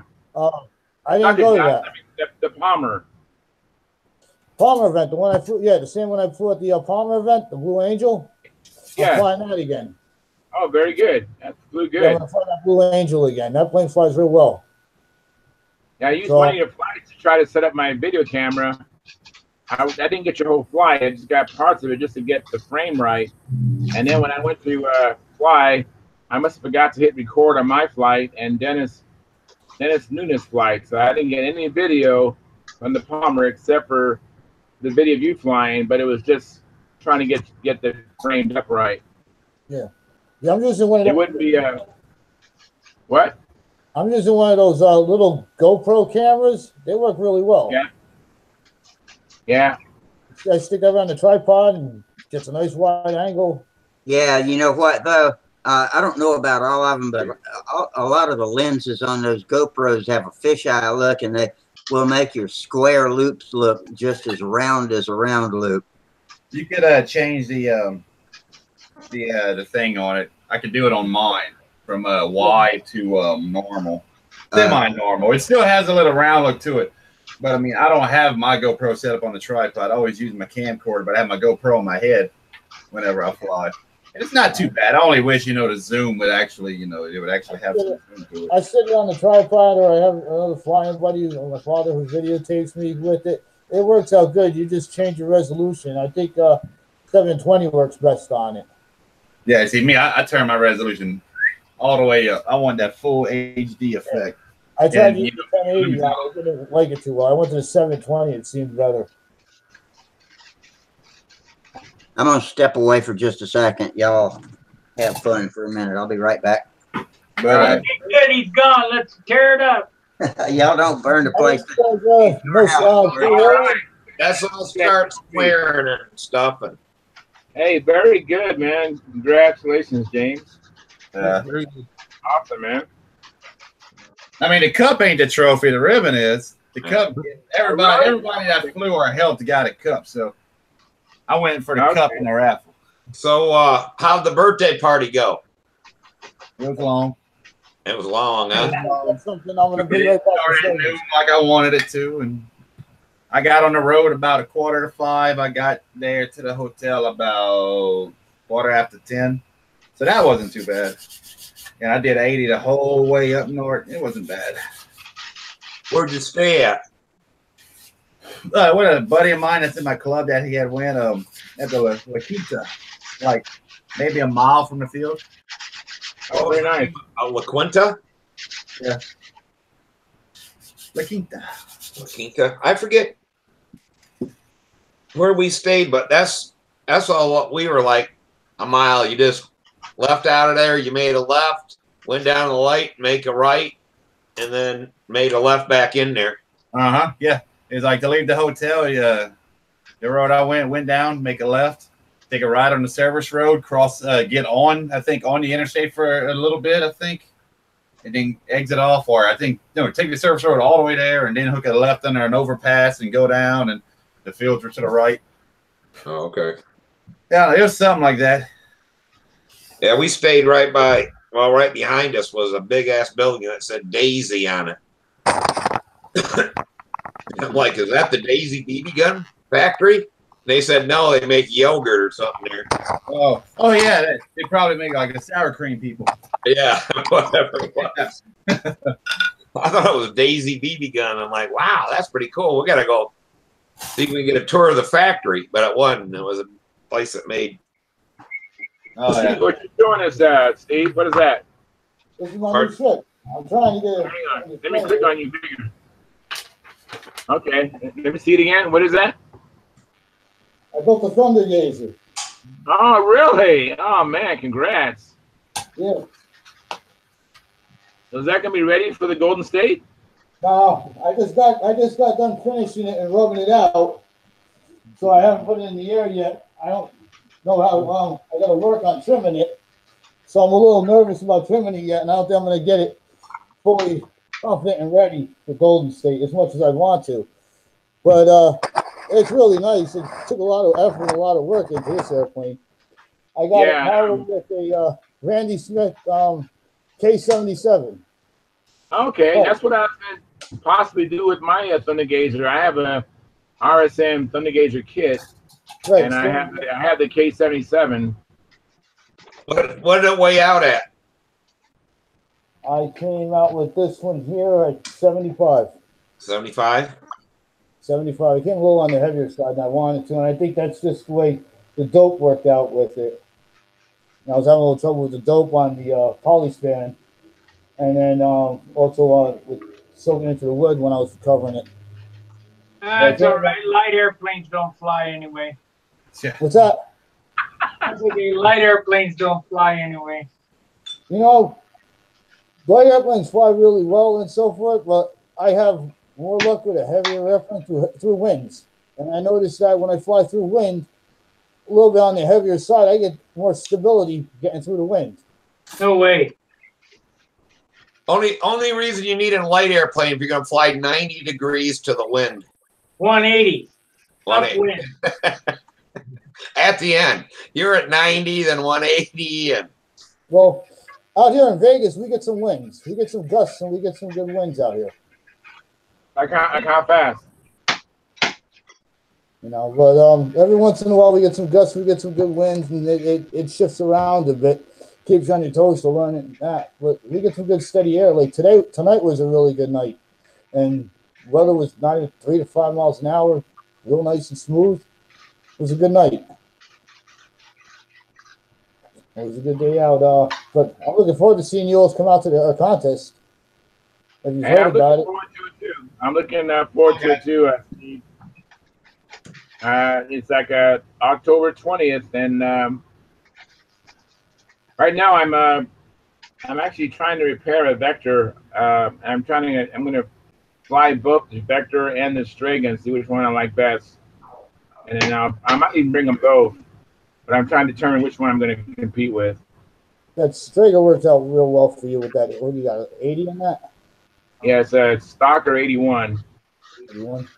Yeah, that's working out really well. Thank you. I really love flying it. I'm just curious what I'm missing. You know, I haven't flown I've only flown my planes. I don't know what I'm missing. I would like to see. And according to other people, when you fly some of their planes, you won't think they're that great of a pilot. You realize their plane is really good. That's true. The plane makes the pilot.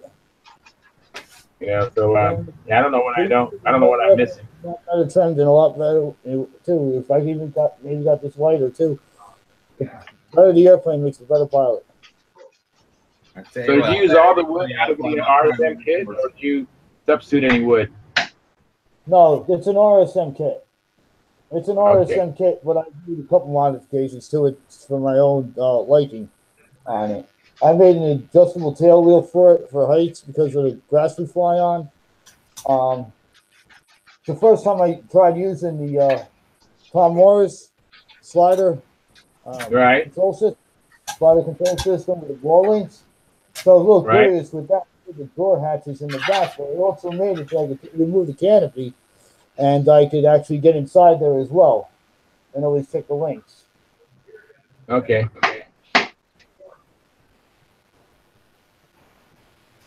Everything else is based off the kit. All right. Man, how the hell did 10-year-old kids build off of these plans, man? That's what I want to know. Back in the 60s with no internet. We did it. I don't know, but a lot of them flew those planes. Shoestrings better than the Master, I think, in terms of the build quality. The car will do the Master. That's my opinion, anyway. Man, this thing's wild. Which this ain't nothing. Today I bought a Vico Chief kit for like $50, but it don't have any plans, so I need to find a source for some plans that are actually accurate when printed. Go to outerzone.uk. Yeah, that's the one I was referring to. Yeah, there's some pretty colors, Steve. Thank you. Yeah, very pretty colors. You see, I got the canopy. We had a better camera because it's kind of blurry, but I can still see the colors. Yeah. Yeah. Well, that's a vermilion red. Vermilion red. Oh, yeah. Brodak had vermilion red on sale recently. I bought 2 cans of it. I haven't opened them yet. Pretty color. Yeah, it is a pretty color. Wow.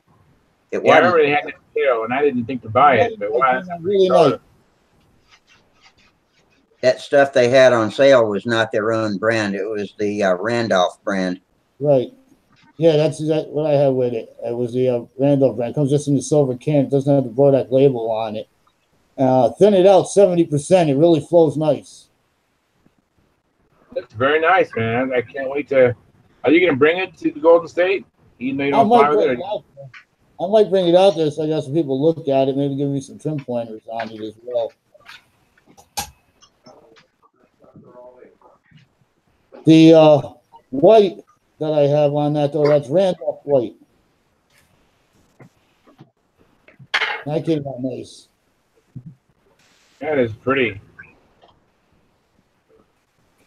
Steve, what's your dad's name? Steve, are you on a telephone or are you on a PC computer or what? I'm on a PC computer. Oh, okay. Yeah, I'm on a PC computer. I couldn't figure this out with the phone yet. I had enough trouble trying to figure it out with the computer so far. Vermilion red, M-9530. That's pretty color.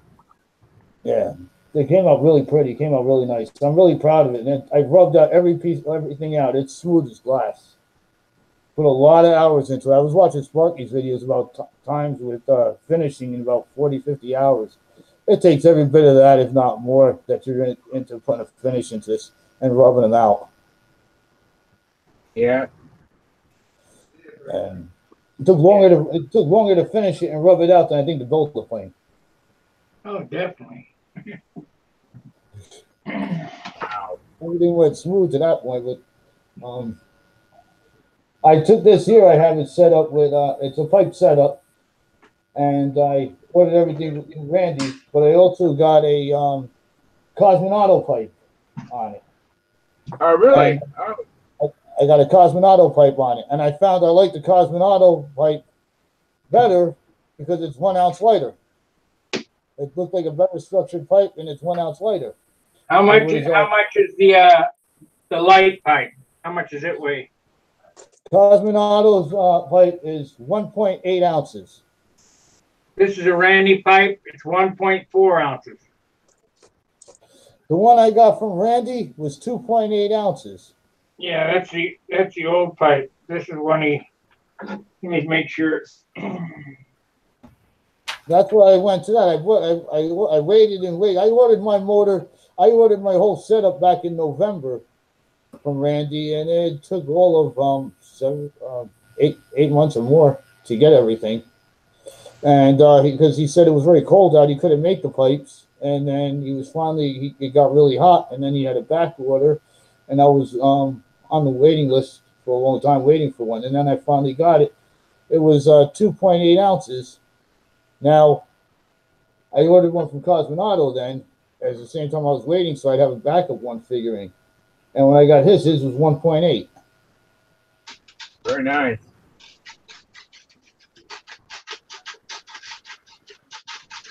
So you have to get a header also, right? Yeah. Okay, because I just have the K7 motor with just the muffler. I don't have the pipe or the header for the pipe. Okay. Yeah, he sent me the motor first. Then I had to wait for the header. I got the header. Then I got the props for it, and then it was about another 5, 6 months later. I finally got the pipe. And then at the same time, when I was looking around trying to find out where else I could get one from, and I got a lot of times I contacted Cosmonaut and I got to get that. But that was a project doing that with the shipping. So I got to change the American money to Japanese money. So how many thousand yen did that cast pipe cost? Oh, 15,000. I think it was 15,500 yen. Wow. It was about $135.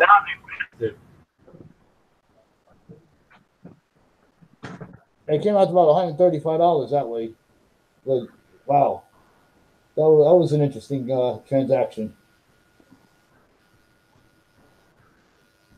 Jamie was just waving at us, then he got up and disappeared. He must be going to get something to show us.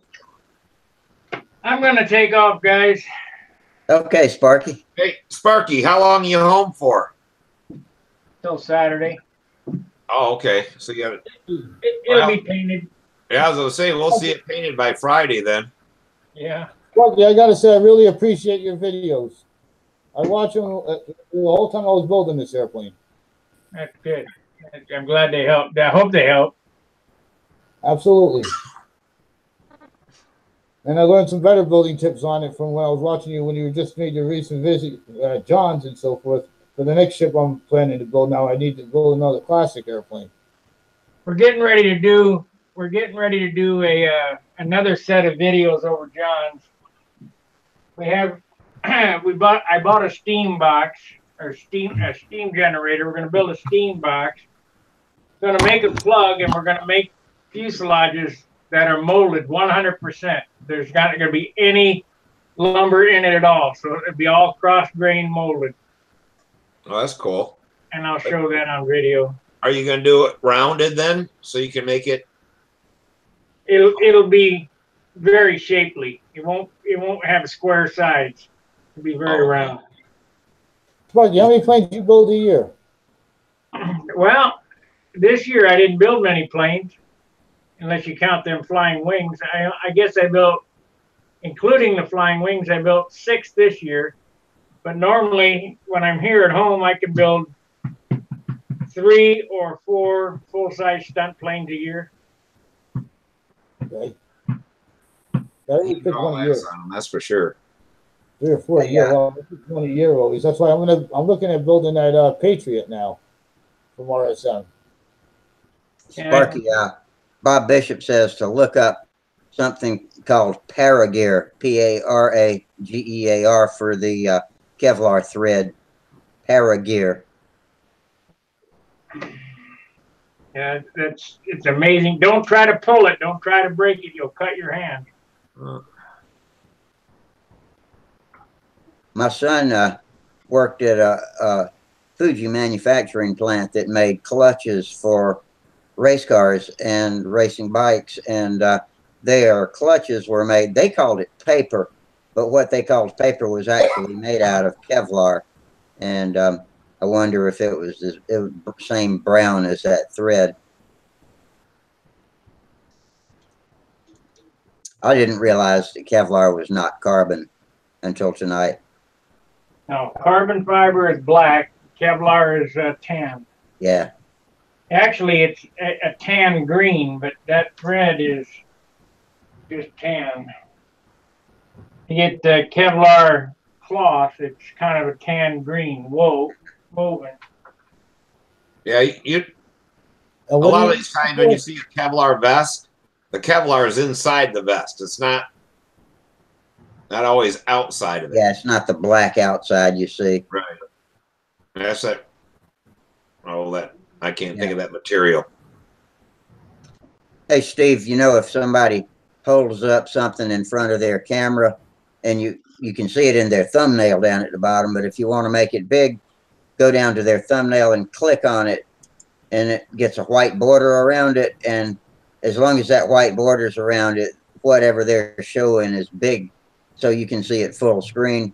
And when you're finished looking at it, click again, and it goes back to defaulting to whoever's making the most noise.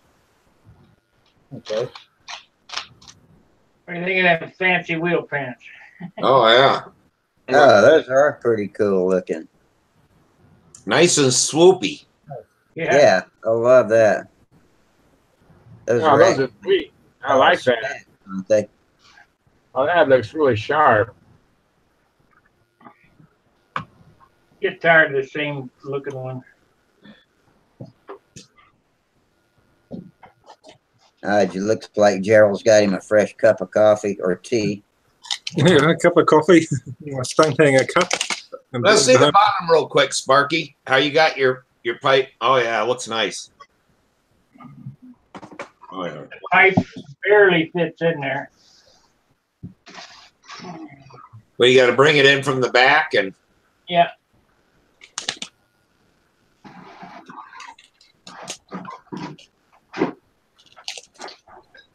It's like a glove.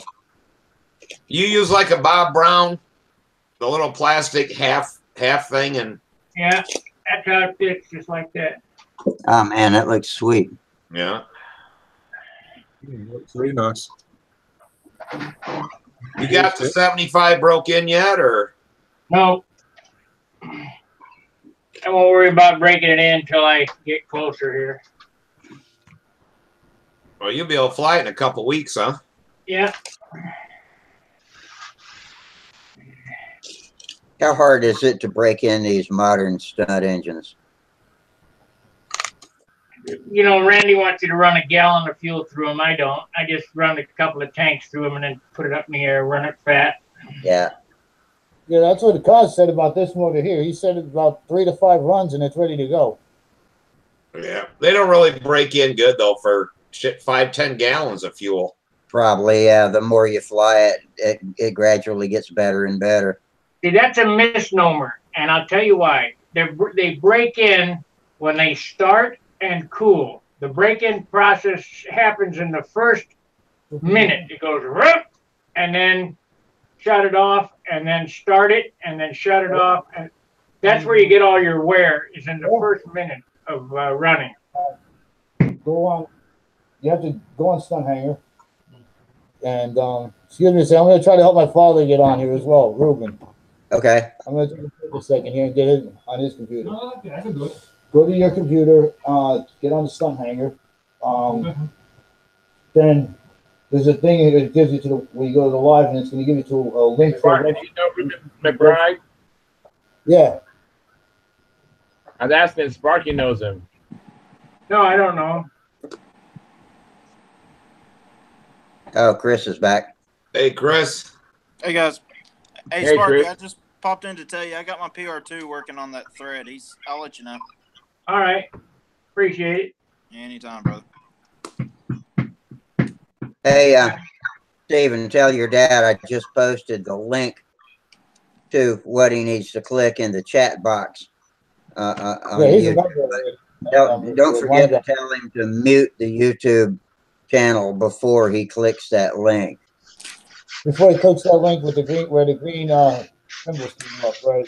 That's how I figured out, and I got it right the first time. Let me go tell him that. Give me a minute. Let me go to his computer. Yeah. If he doesn't go to YouTube first, it might not be a problem, but that's just something that helps to know. Okay. Would you use 15-minute epoxy? No, this was Z-Epoxy. Although that takes like 24 hours to cure or whatever. It does. It's not all the way set up. It's still sticky. Oh. But it's going to be curing while I'm sleeping.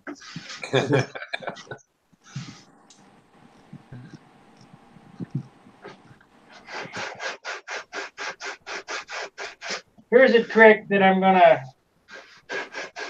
tell everybody. If you built a lot of airplanes, you'll know that up around the nose here, even if you fiberglass the nose, when it sits out in the sun, you'll always see it indent right here where the wood transitions from softwood to hardwood. So the trick to get it to stop doing that from sucking down is, once this is cured all the way, is I will take superfill and I will superfill this all the way back to here, all the way around, all the way back to here, and then blend it in, and that will stop it from doing it. Because now that I've seen you do this, I'll probably do that on my profile cardinal nose. Now you put Z-Epoxy on the inside of your cowl too, right? Or the inside of the nose? Everything's fiberglass from the leading edge forward. Fiberglass on the outside, and then Z-Epoxy inside. The cowl will be fiberglass on the outside and Z-Epoxied on the inside. This is that cowl that I built the easy way. I did that video. What type of fiberglass are you using? Pardon me? What type of fiberglass are you using? You said there's a different grade to it, a thickness to it? The 1/2 ounce fiberglass. Okay. You can buy it at the a hobby shop, any RC store. That or get it from SIG. That's I get it from the hobby shop, but it's SIG, 1/2 ounce. How do you feel as opposed to using carbon steel? Yeah, this stuff did dry up pretty quick. I guess I mixed it hotter than normal. Sitting in that cup, it retains the heat better, so it's probably a little faster than on the plane. Well, it's not completely cured because it won't sand good yet, and it feels a little sticky, but I can touch it. Buggy, how do you feel using the fiberglass as opposed to using the just putting carbon veil across? I don't use carbon veil anymore. It's no good. I don't care what anybody says. Let me explain my theory behind it. Carbon veil is only good.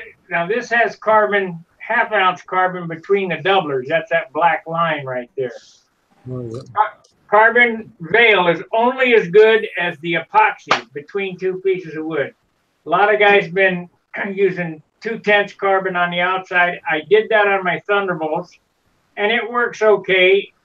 But after you dope it on and you sand it, after you sand it, there's nothing left anyway. Then you got to fill all that, so it's heavier. And I think that the strongest on the outside is Japanese tissue.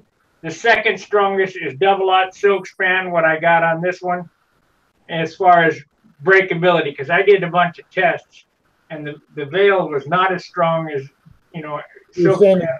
the veil takes more dope then, and it's gonna absorb more and become more heavier? Yeah. Well, the veil don't.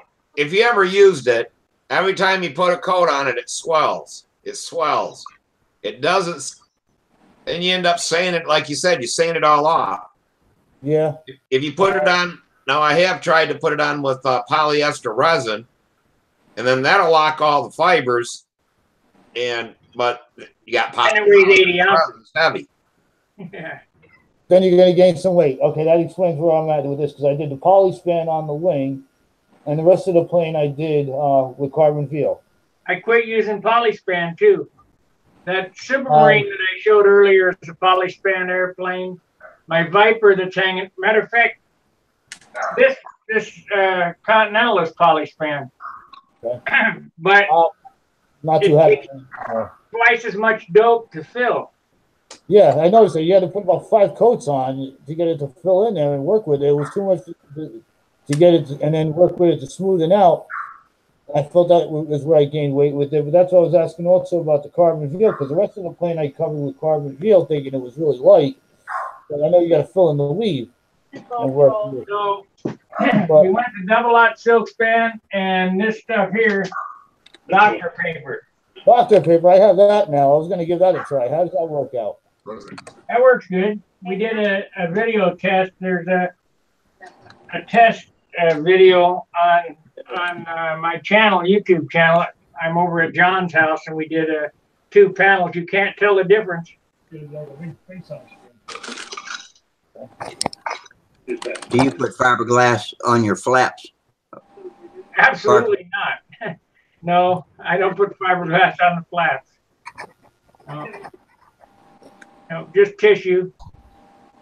Okay. Last time I did flaps on the Twister, I think I put carbon veil on them, and I ended up, like you said, I ended up having to put primer back on it and fill it in, and I think they got too heavy. Bob Hunt, he will argue and say that's the best veil's the best stuff to use, and if it works for you, great. But what I found is, and I've used it, that Supermarine has on it, my Thunderbolt has it on it, and even my Monado has it on the wings. I veiled the wing and then tissued over the top of it just to make it stronger. And I don't know, it just takes too much dope. It's too much hassle. I don't need to have the latest, greatest, just to say that I have the latest, greatest stuff on something. I went all back to 1960s technology. When I try to apply that Dr. paper, any different than using like medium tissue? Dr. paper is exactly like a double-aught silk span. All I have up here now is triple-aught. This is triple-aught here. Free flight silk span. But it's more like double-aught. But if you look at Jerry Phelps's airplane, the Patriot, all he uses is Japanese tissue. The only reason why I don't use Japanese tissue is I can't work with it. It's too hard to work with. That's what I want to build now. Like I said, I got to build a classic ship, so I was going to build one of those Patriots. I get the airframe built right. It's when I try to cover it. And there are some guys that can cover with monocoat. Chris Rigotti's airplane looked real good with monocoat. There was an airplane at the Nats this year, I think got 18 points with monocoat on it.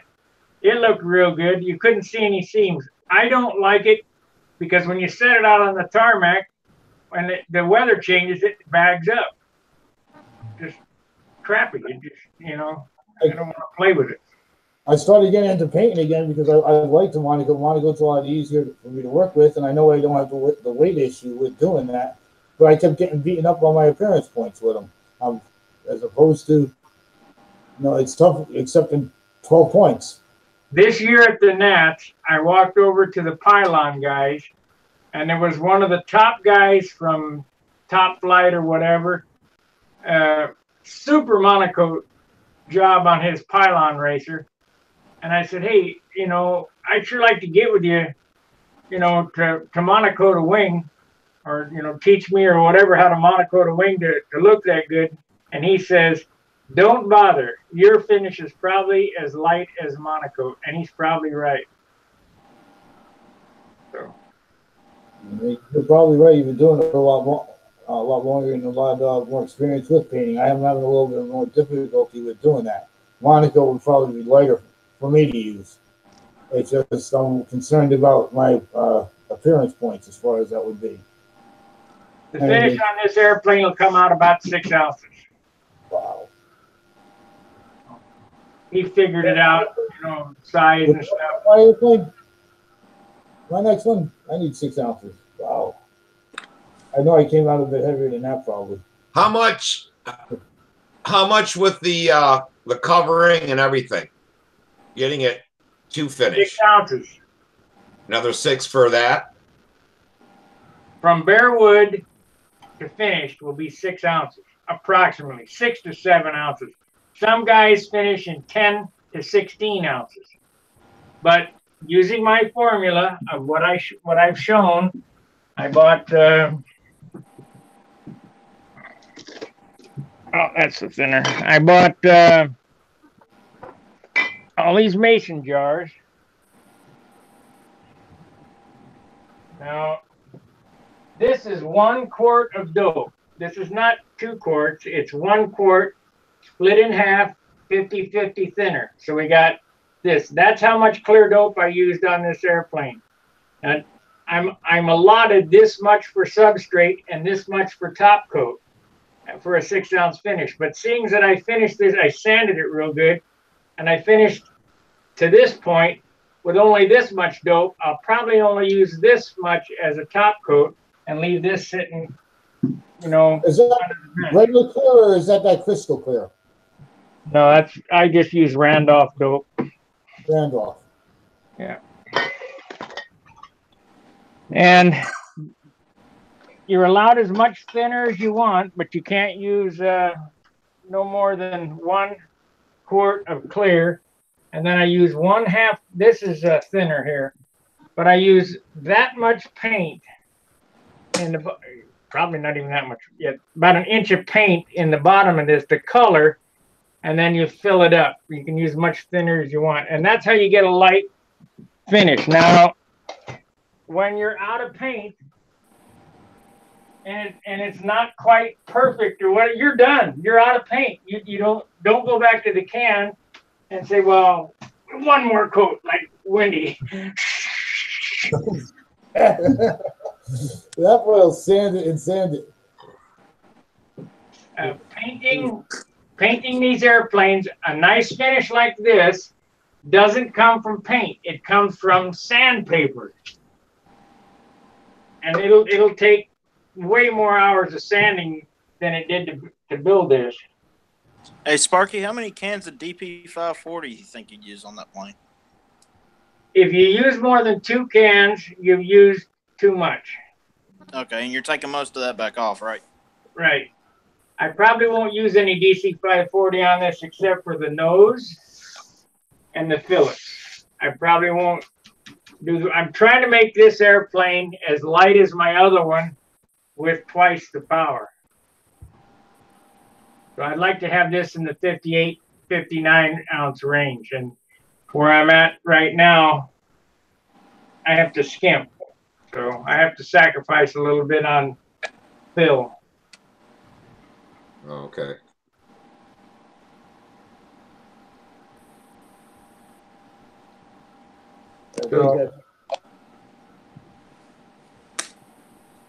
You got 6 ounces starting from bare wood to the end. I think when I was putting it with, like I said, with the poly span and then putting with the carbon fill, it took a lot more fill in there, and I gained a little bit of weight on my end that way. What I was not looking for what it's there. If you went with polyspan, you got 3 ounces more just there.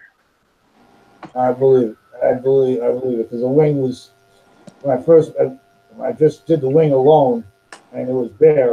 I was less than just about 8 ounces just for the wing alone. Holy moly! Now with Samantha's airplane, we put polyspan over the opening and stuff, and then tissue over the rest, and it finished out light. But then the tissue didn't allow all that to soak into the polyspan. So you put tissue over the top of the polyspan? Yeah, and that only took 2 coats, and it was shiny. Polyspan, when I put the polyspan on it, it brought it over 13 ounces. Or at that point, I was at 8 ounces when I put the polyspan to it. I was over 13 ounces. This But wing, I only took the with no poly. bell crank and no flaps weighed 5 ounces. After I put the bell crank and the flaps and the tips and the box, covered, sheeted, and 3 coats of dope was 10 ounces. That was 13. Yeah, the one thing I did with the polyspan is I just locked it down on the edges and on the ribs and everything, and on the back, then put the tissue on. Then we doped everything down that way. And it worked good. And the second coat filled the tissue. Oh, When you first stretch the tissue out over it, do you spray it with water first to dampen it? yeah. We tacked it and then tighten it as much as possible, get all the wrinkles out, and then spritzed it with a little bit of water. Yeah. And it tightened right up. Remember, the paper doesn't tighten up. It relaxes when you wet it and you stretch it, and then when it dries, it goes back to its natural state. It doesn't shrink. It expands when you wet it, pull it tight when it's wet, and when it dries, it goes back to its original shape. It's just maybe the type of camera. I gotta probably get it better when I figure out how to work it better. All you see the big faces. Do you spray dope on it while it's still damp with water? Sometimes. Or it's on Zoom or something. I don't know. Sometimes I get in a hurry. Do that. Don't matter. It goes all white, but once you spray it again after, then it evens out. The blushing goes away once you've coated it again. Yeah. If you get lazy and don't put your water on first, your tissue will never shrink up. And you really got to remember to always have your bottle, and if it starts drying out, then I always have my water bottle ready to spray it if it starts drying out. A little bit now, you back up a little bit. Being that butyrate's always shrinking, the more dope you put on it, the tighter it'll get. Yeah. But the trick is to paint without using paint. It's a thinner. Well, I'm gonna hit it, guys. All right, take her easy. Okay, Great. Sparky. Yeah, we're about 10 minutes away too. I got to get up early and meet the bathroom remodelers in the morning. So I'm on sign. I'm the bathroom remodeler. That's Say what? I'm going to be doing that tomorrow. Bathroom remodeling. Yeah. Oh, really? Yeah. Well, I'm going to get a new shower door for my table out of it. I'm going to do a ceiling and the shower stall. That's cool. All right. See you guys later. Yeah, I'll see you guys too. I got to get up, hit it in the morning. So I got the day off. It'll be busy tomorrow. All right. Well, I'm gonna jump. I'm gonna jump out of here too. See you guys Friday. See you out there. All right. Y'all take it easy.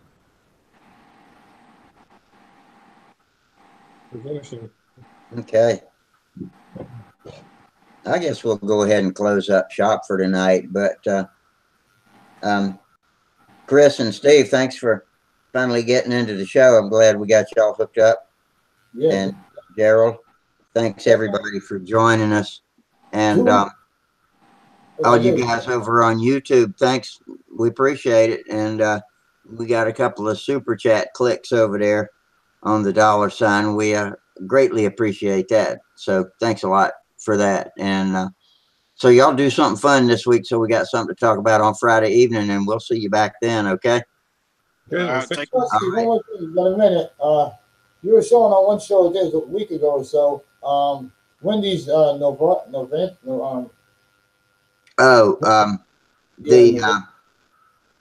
oh hell, what was it?